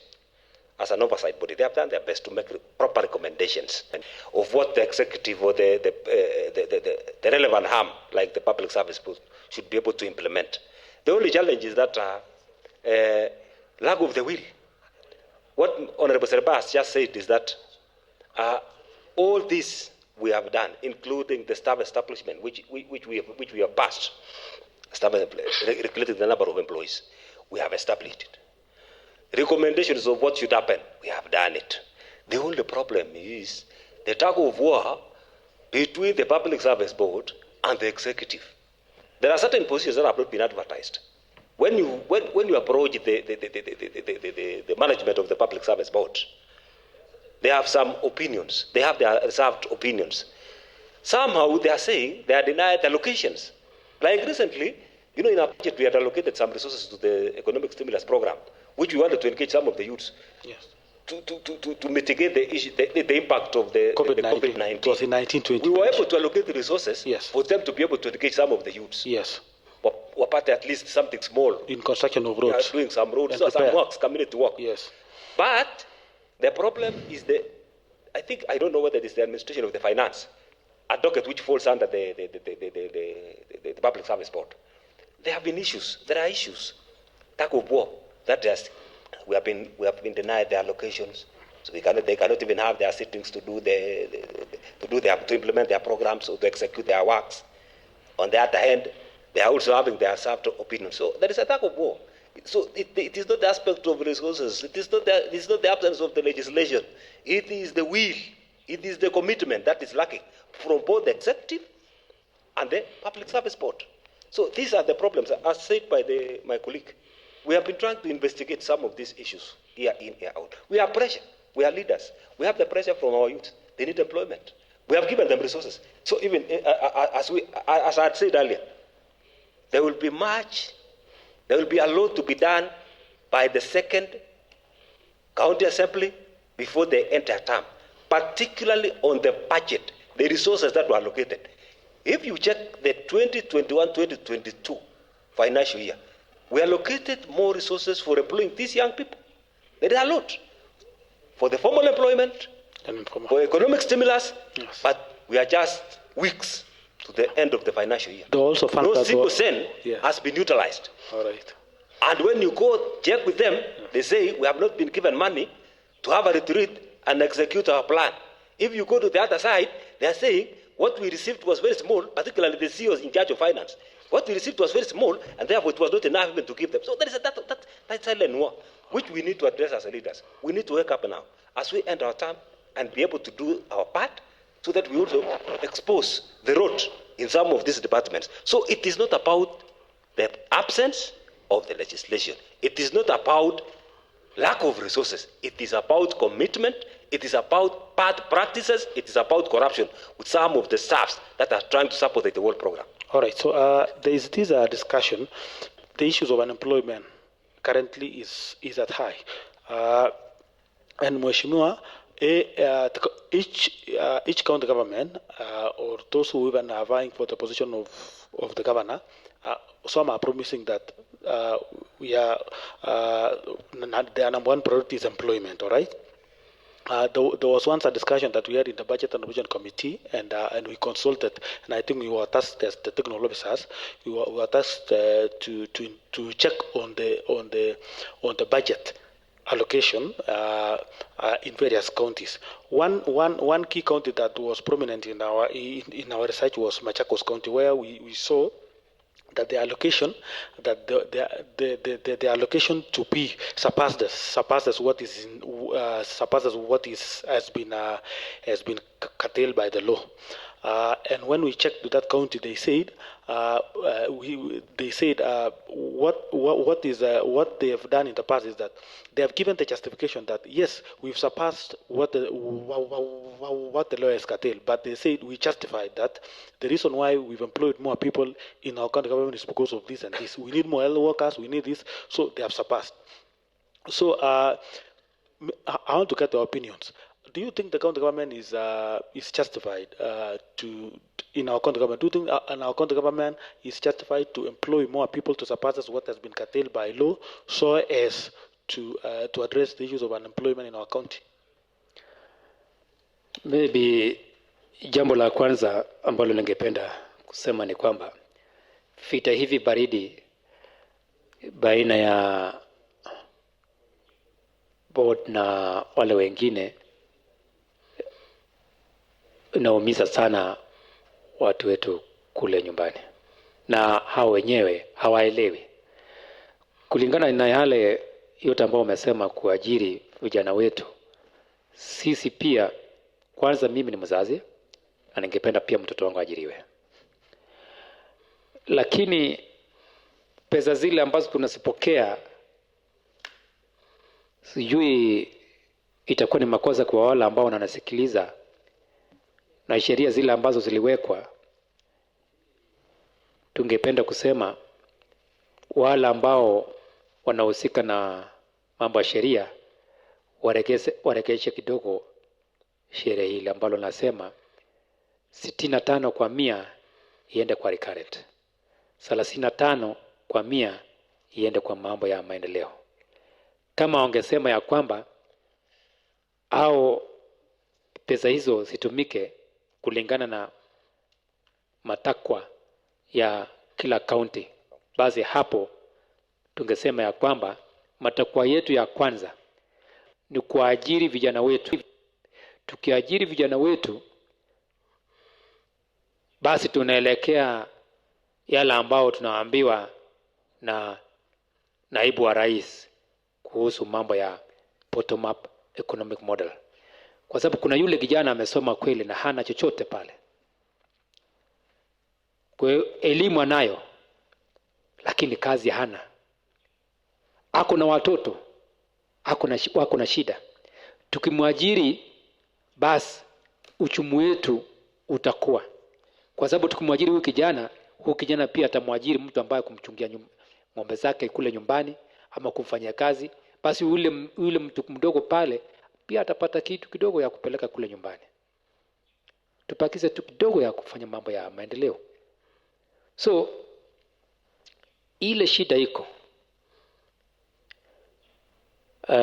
ni kwamba kila mtu hapa anataka kujionyesha kwamba yeye ndiye mtume,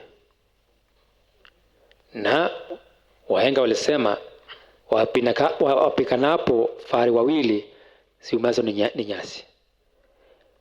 County Executive na County Public Service Board wakipigana, wale ambao wanaumia ni watoto wetu kule nyumbani, na pia wale ambao wanalaumiwa ni viongozi ambao walichaguliwa kama wabunge wa serikali la Bomet.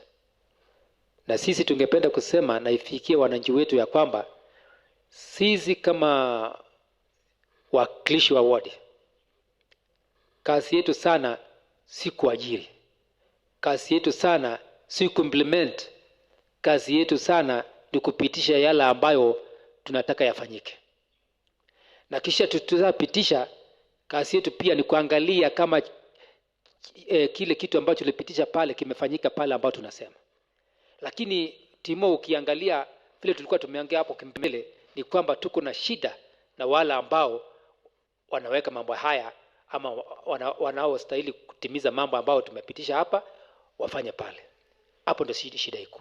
Lakini tunakubaliana kwamba kuajiri vijana wetu, hiyo ni jambo ambalo lazima ichukue kabisa muda kubwa sisi kuongea, kwa sababu wako na shida. Wako na shida kwa sababu sisi tunawaambia hawa watoto wetu, someni, mkishamaliza shule basi kazi kuna pale. Wakimaliza shule wanakuja kutuuliza, basi nimemaliza shule nataka kazi. Kazi hakuna. Tutaambia hawa nini? All right. So I don't know whether you have any comment to make on that, Mheshimiwa Rudisha. I think, as said by I agree with him that the capping of the amount of resources that be allocated to development and be, I think the legislation should be we need to have a second look at legislation so that we can allow some adjustments based on the needs. You know, these counties are unique. Yes. The county of say Kwale and the county of Omet have different priorities and their needs. Yes. Maybe the problem here is not the issue of development, it's the issue of employment. Yeah. So you realize we are allocating more resources to development Yes. at the expense of employment. Right. So I think there should be some adjustment. But for now, as we adhere to the regulations, but I think even if it is properly managed, the 35 and 65, it will have a better impact. It will have a better impact. The development will be realized. Yes. Yeah, but as it is now, even the existing laws, we have not exploited them fully so that we can make a positive impact and be able to gauge the achievements of our development in terms of in as far as the issue of devolution is concerned. All right.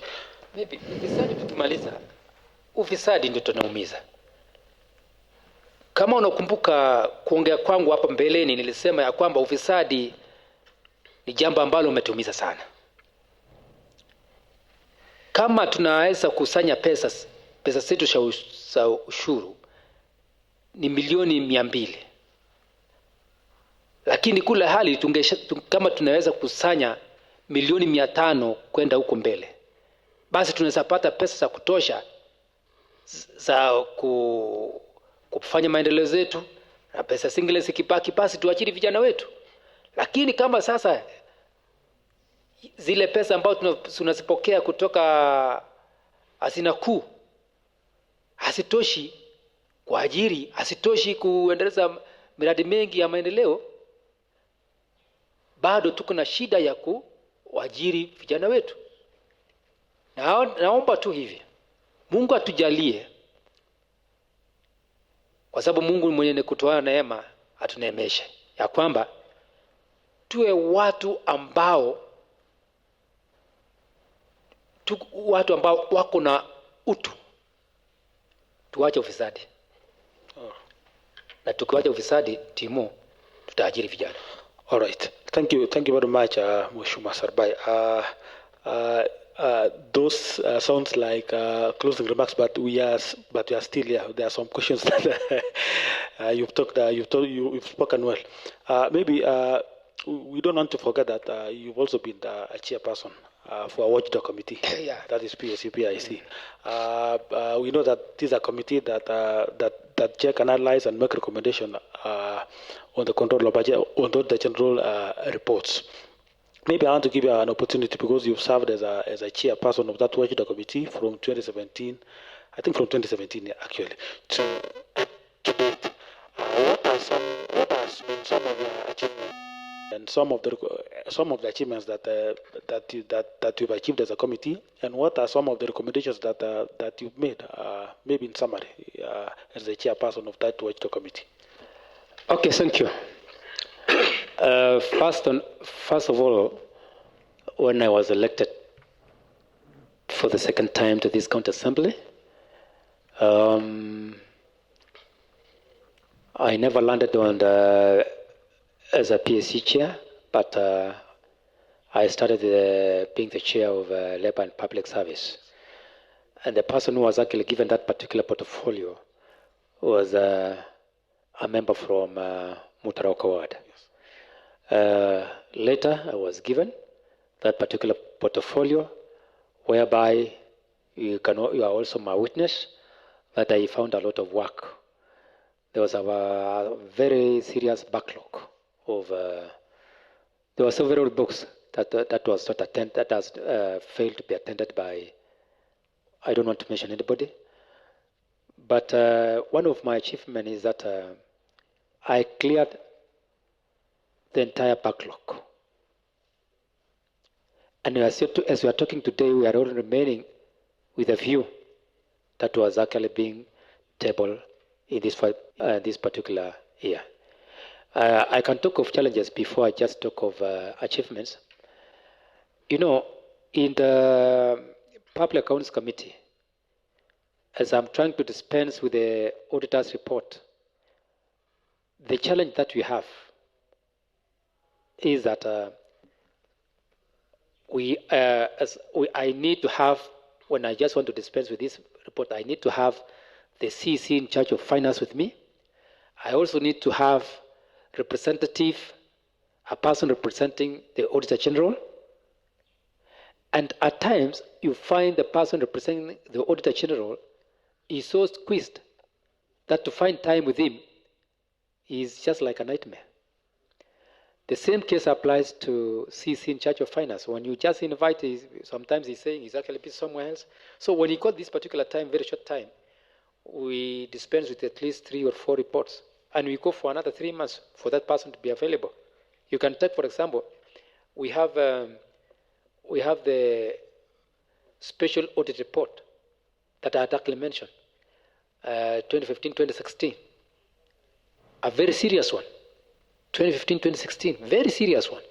We have been trying to conduct a representative. We have been inviting representatives from auditor's office, Auditor General office. To date, we have never had a chance to meet with him, so that we can be able to discuss this issue. So I cannot dispense with the report in the absence of the 2 persons. That's the CEC in charge of finance, Bomet County, and the representative of the Auditor General's office. And achievements. I think achievements are that I've managed to dispense with several reports and make some recommendation that has been maybe a quarter of those reports has been observed and been implemented, but quite a number of them it's keep on appearing, recurring at every report of the when the auditor comes, it talks about the same. So it has been recurring. Yeah. For example, collection of revenue. That one has been recurring. Maintenance of records, so that when the auditor comes, he finds all the records are there. So you find that sometimes the Auditor General says, the auditor says, and during the time of audit, these documents were availed to us, while these documents were not availed to us. And we recommended to the CC in charge of finance that they should have somebody who is actually keeping the records, so that when the auditor comes, that person is able to identify where that particular document, which is actually needed by the Auditor General, is. But to date, that question continues to recur. All right. So, is there any particular recommendations that you've recommended, or recommendations that you've recommended, and have actually been implemented by let's say by even the county executive or the county assembly? You also deal with both entities. Is there particular recommendations that have been implemented? Yes. One is about revenue collection that we recommend in our PSC, that the county government and more so the Department of Health should tighten the loopholes in the Department of Health. And that one, they have actually implemented it, and that is why I did say that they used to collect 400,000, but currently they are just collecting 5 million. And mark that one, not 5 million it's per month. Per month, yeah. 5 million per month. Yeah. And they used to collect 400,000 per month. Yes. That's an achievement. All right. The other thing that we recommended is actually the automation of revenue collection. The other thing that we recommended is the keeping of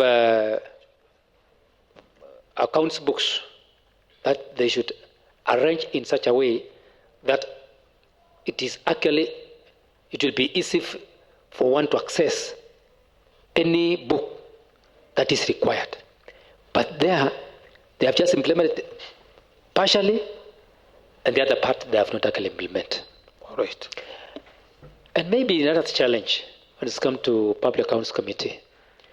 It is true that you are being given these books, and sometimes you just go do recommendations. Maybe you do recommendations that this one be done by further investigation be done by the concerned bodies like EACC, like DCI, but you rarely find a response. So to date, I have never received any response from either what the DCI has found out, what the EACC has found out, and we are giving them. So you find the Public Accounts Committee looks like a toothless dog. You are only finding and just finish there.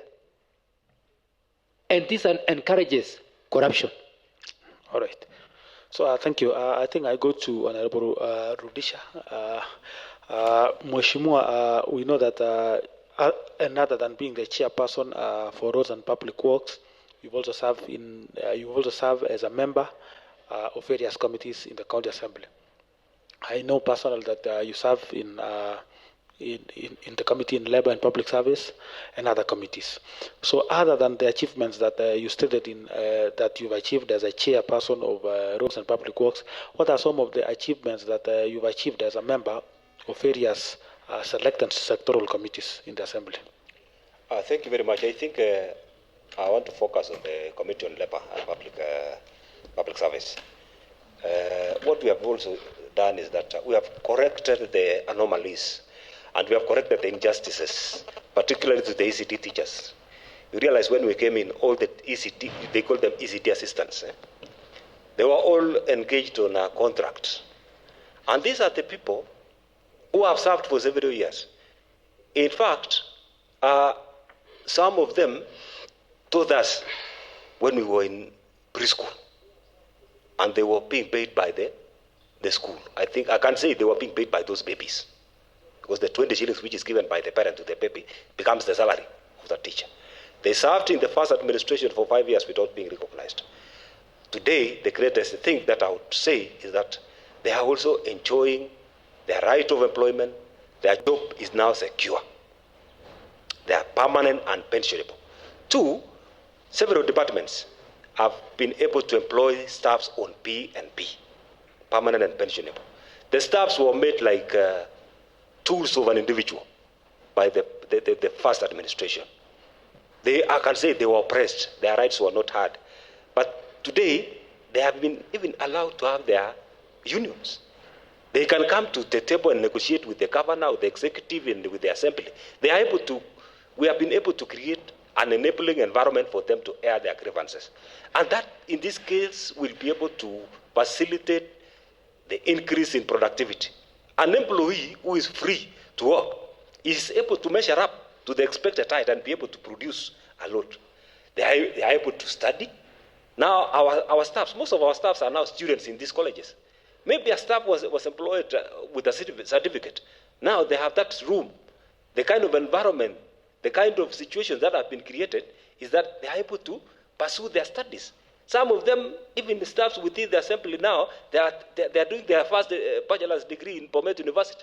And that one motivates them. And that is what we want as leaders. We wanted to provide better leadership, enabling environment for all of us to work and be able to minimize on the loopholes that will facilitate malpractices like the corruption and the rest. And I think as a government, if we come together without discriminating where you come from, without actually seeing who brought you in, we only see the productivity and the efficiency of an individual, we'll be able to go far. We'll be able to take this county to the better position to compete with the other counties. And I want to say, Bomet County government has what it takes. It has the qualified staffs.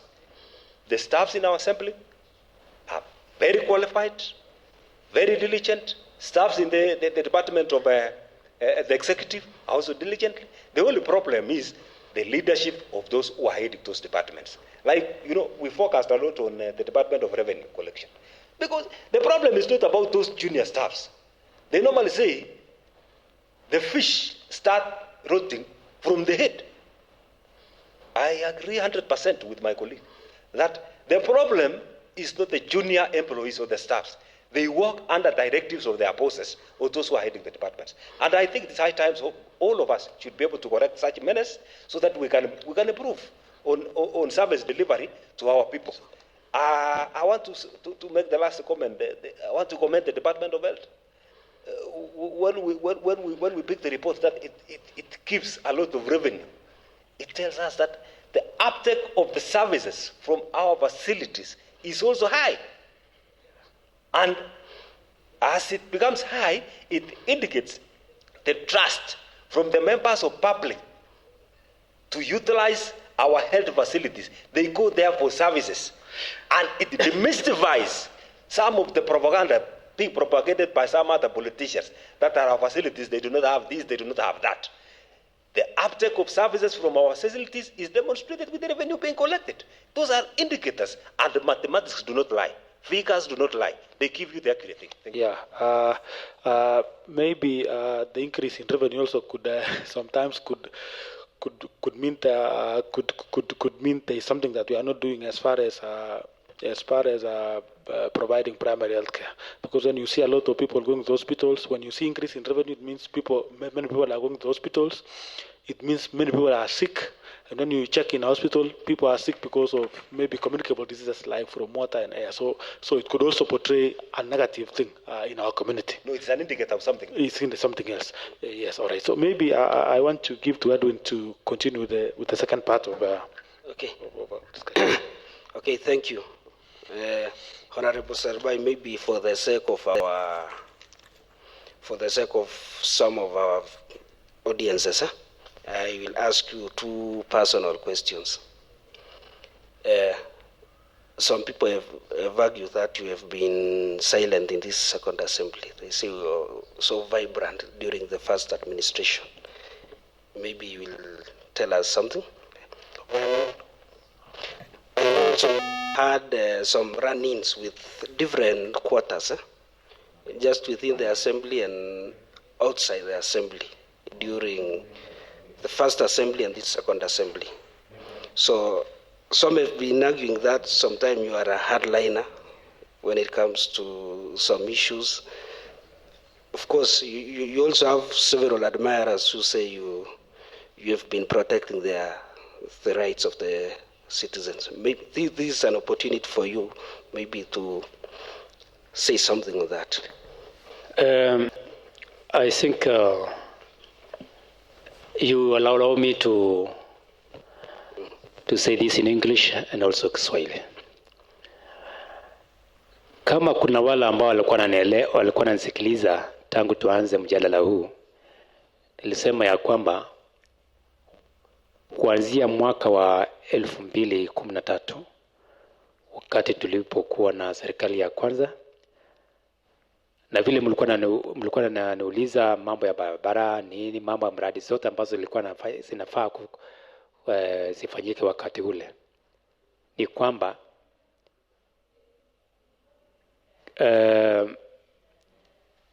hakuna chochote ambacho kilifanyika wakati ule sana. Na ningependa kusema hivi, katika makadirio ya mwaka 2014-15 tuziliweka pesa ambazo tulisema pesa hizi ni za kununua ambulance 10. Tukaweka milioni 180. Lakini baada ya hapo zile pesa hazikutumika kununua zile magari za kutoa huduma katika kitengo cha afya. Pesa zile zikatumika kuhaya Red Cross, kinyume na yale ambao tulikuwa tumepitisha katika bunge letu. Ndio sasa nikapiga kelele pale.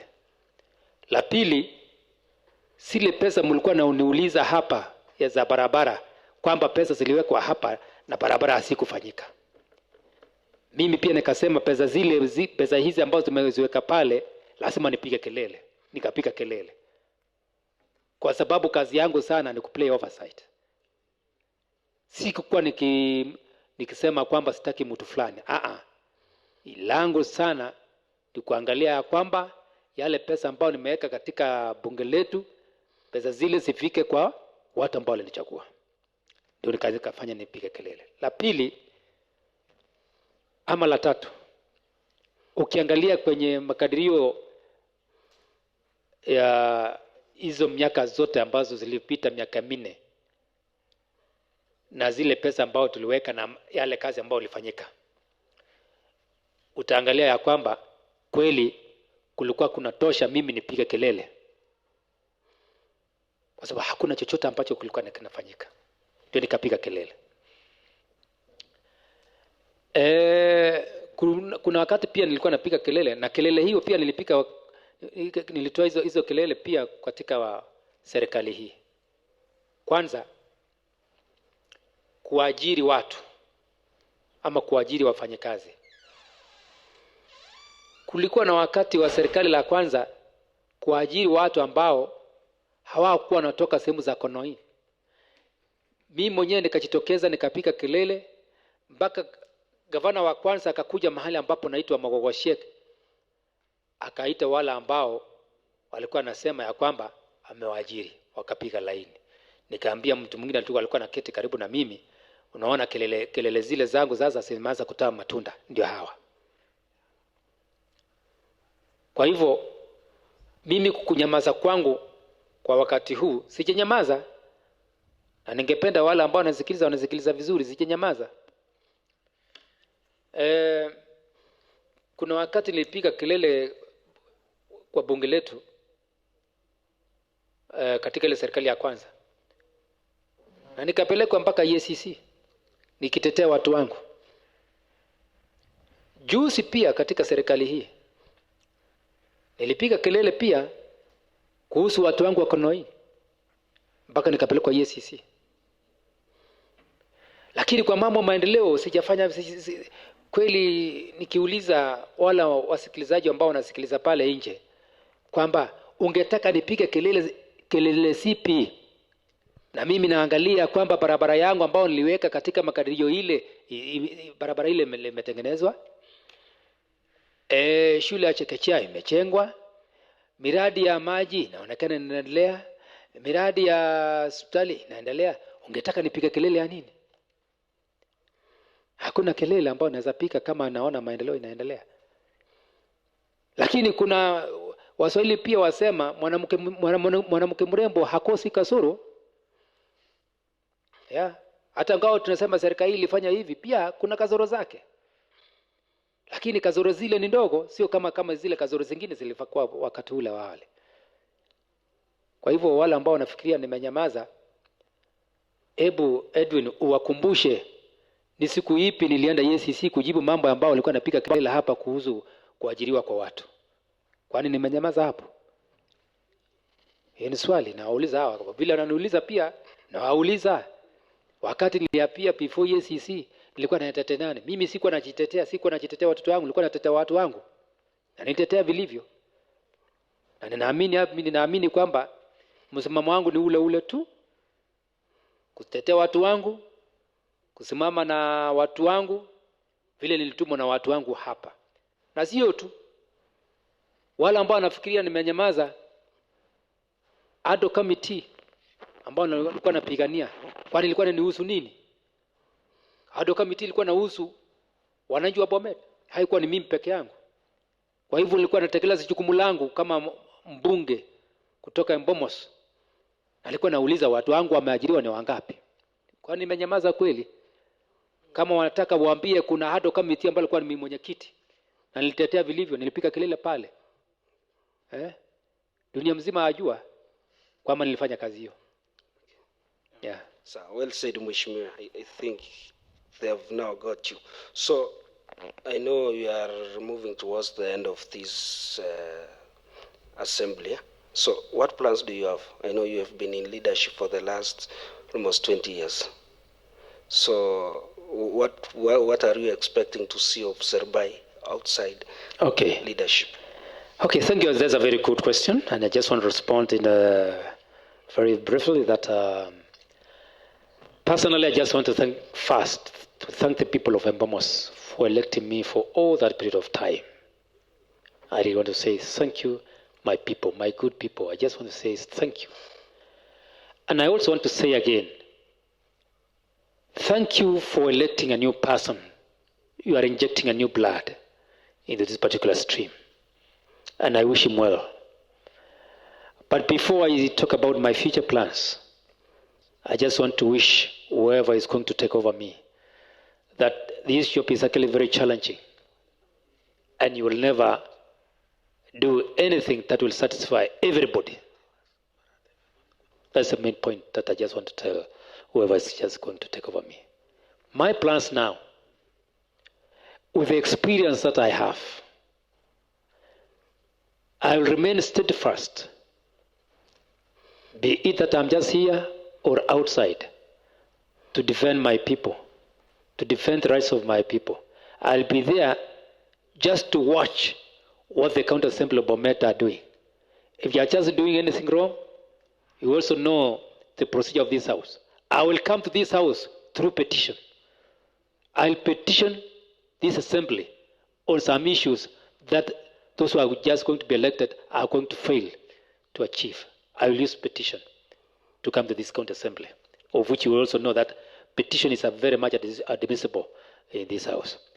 So those who are just coming, let them think that, let them not to think that I will not be here. Finally, I will not go and sit down. I'll do my work. I know what to do. I'm well planned. I have a very good plan. I have my own strategy. And I will first, before that, I just want to thank my dear wife for supporting me for that period of time. She has been very much supportive. I also want to thank my children for actually taking my advice to an extent that today I stand to say my children, I wish them success. They are very good academicians. Quite a number of them, they have masters. I thank God for that. So I wish everyone who is actually listening to me and those who are just coming, I wish them good. And I'll be coming to this county assembly to sit just at the public gallery and to watch how the new blood are coming, or the new blood who are coming, or how they are debating. And Edwin and Timo, I want to say I enjoyed a debate in our first county assembly. That was actually very wonderful. But our second assembly was not as much enjoyable as the first assembly because we passed several bills. That's when I will be going home and rest there and think of several bills that we really passed. And also wish this second assembly, wish them good. And one advice for those who are coming. Please do your work diligently. Don't expect anybody to say thank you. Don't expect anybody to praise you. But do your work diligently and leave everything to God, because God knows what you do, what you did, and what you failed to do. Don't go to the people and say, I did this. No. You will never satisfy each and every individual. Otherwise, I just want to wish this county assembly and Bomet and whoever is going to take over as the governor of Bomet, I will be ready to advise accordingly. But as you are almost ending, I want to urge the people of Bomet vita havina maana, kupigana ovyo ovyo haina maana, lakini chenye iko na maana ni sisi wote tupendane. Mawazo yetu pia yanaweza kutukua tofauti, lakini tusije tulete utofauti ule kuwa uhasama. Tupendane kama watu wa Bomet. Wageni wetu pia tuwakaribishe bila vita vyovyote vile. Kwa hayo machache, nawatakia kila laheri kwa wale wote ambao watabaki kuendeleza maendeleo ya Bomet County. Na hakuna mtu yote yule, kiongozi yote yule ambaye anasema nimemaliza mula wangu ni kwa sababu nimemaliza kazi. Kazi haiishi. Nawatakia chochote jema. Asanteni. Okay. Wow, that was a very inspirational ending. So, gentlemen, it has been a very productive session, and I want to appreciate our crew, that's Victor, Koech, and Zachary, for making this program successful. Also, I want to appreciate Timo and our 2 members. So, until next time, we say bye for now. Thank you. Thank you.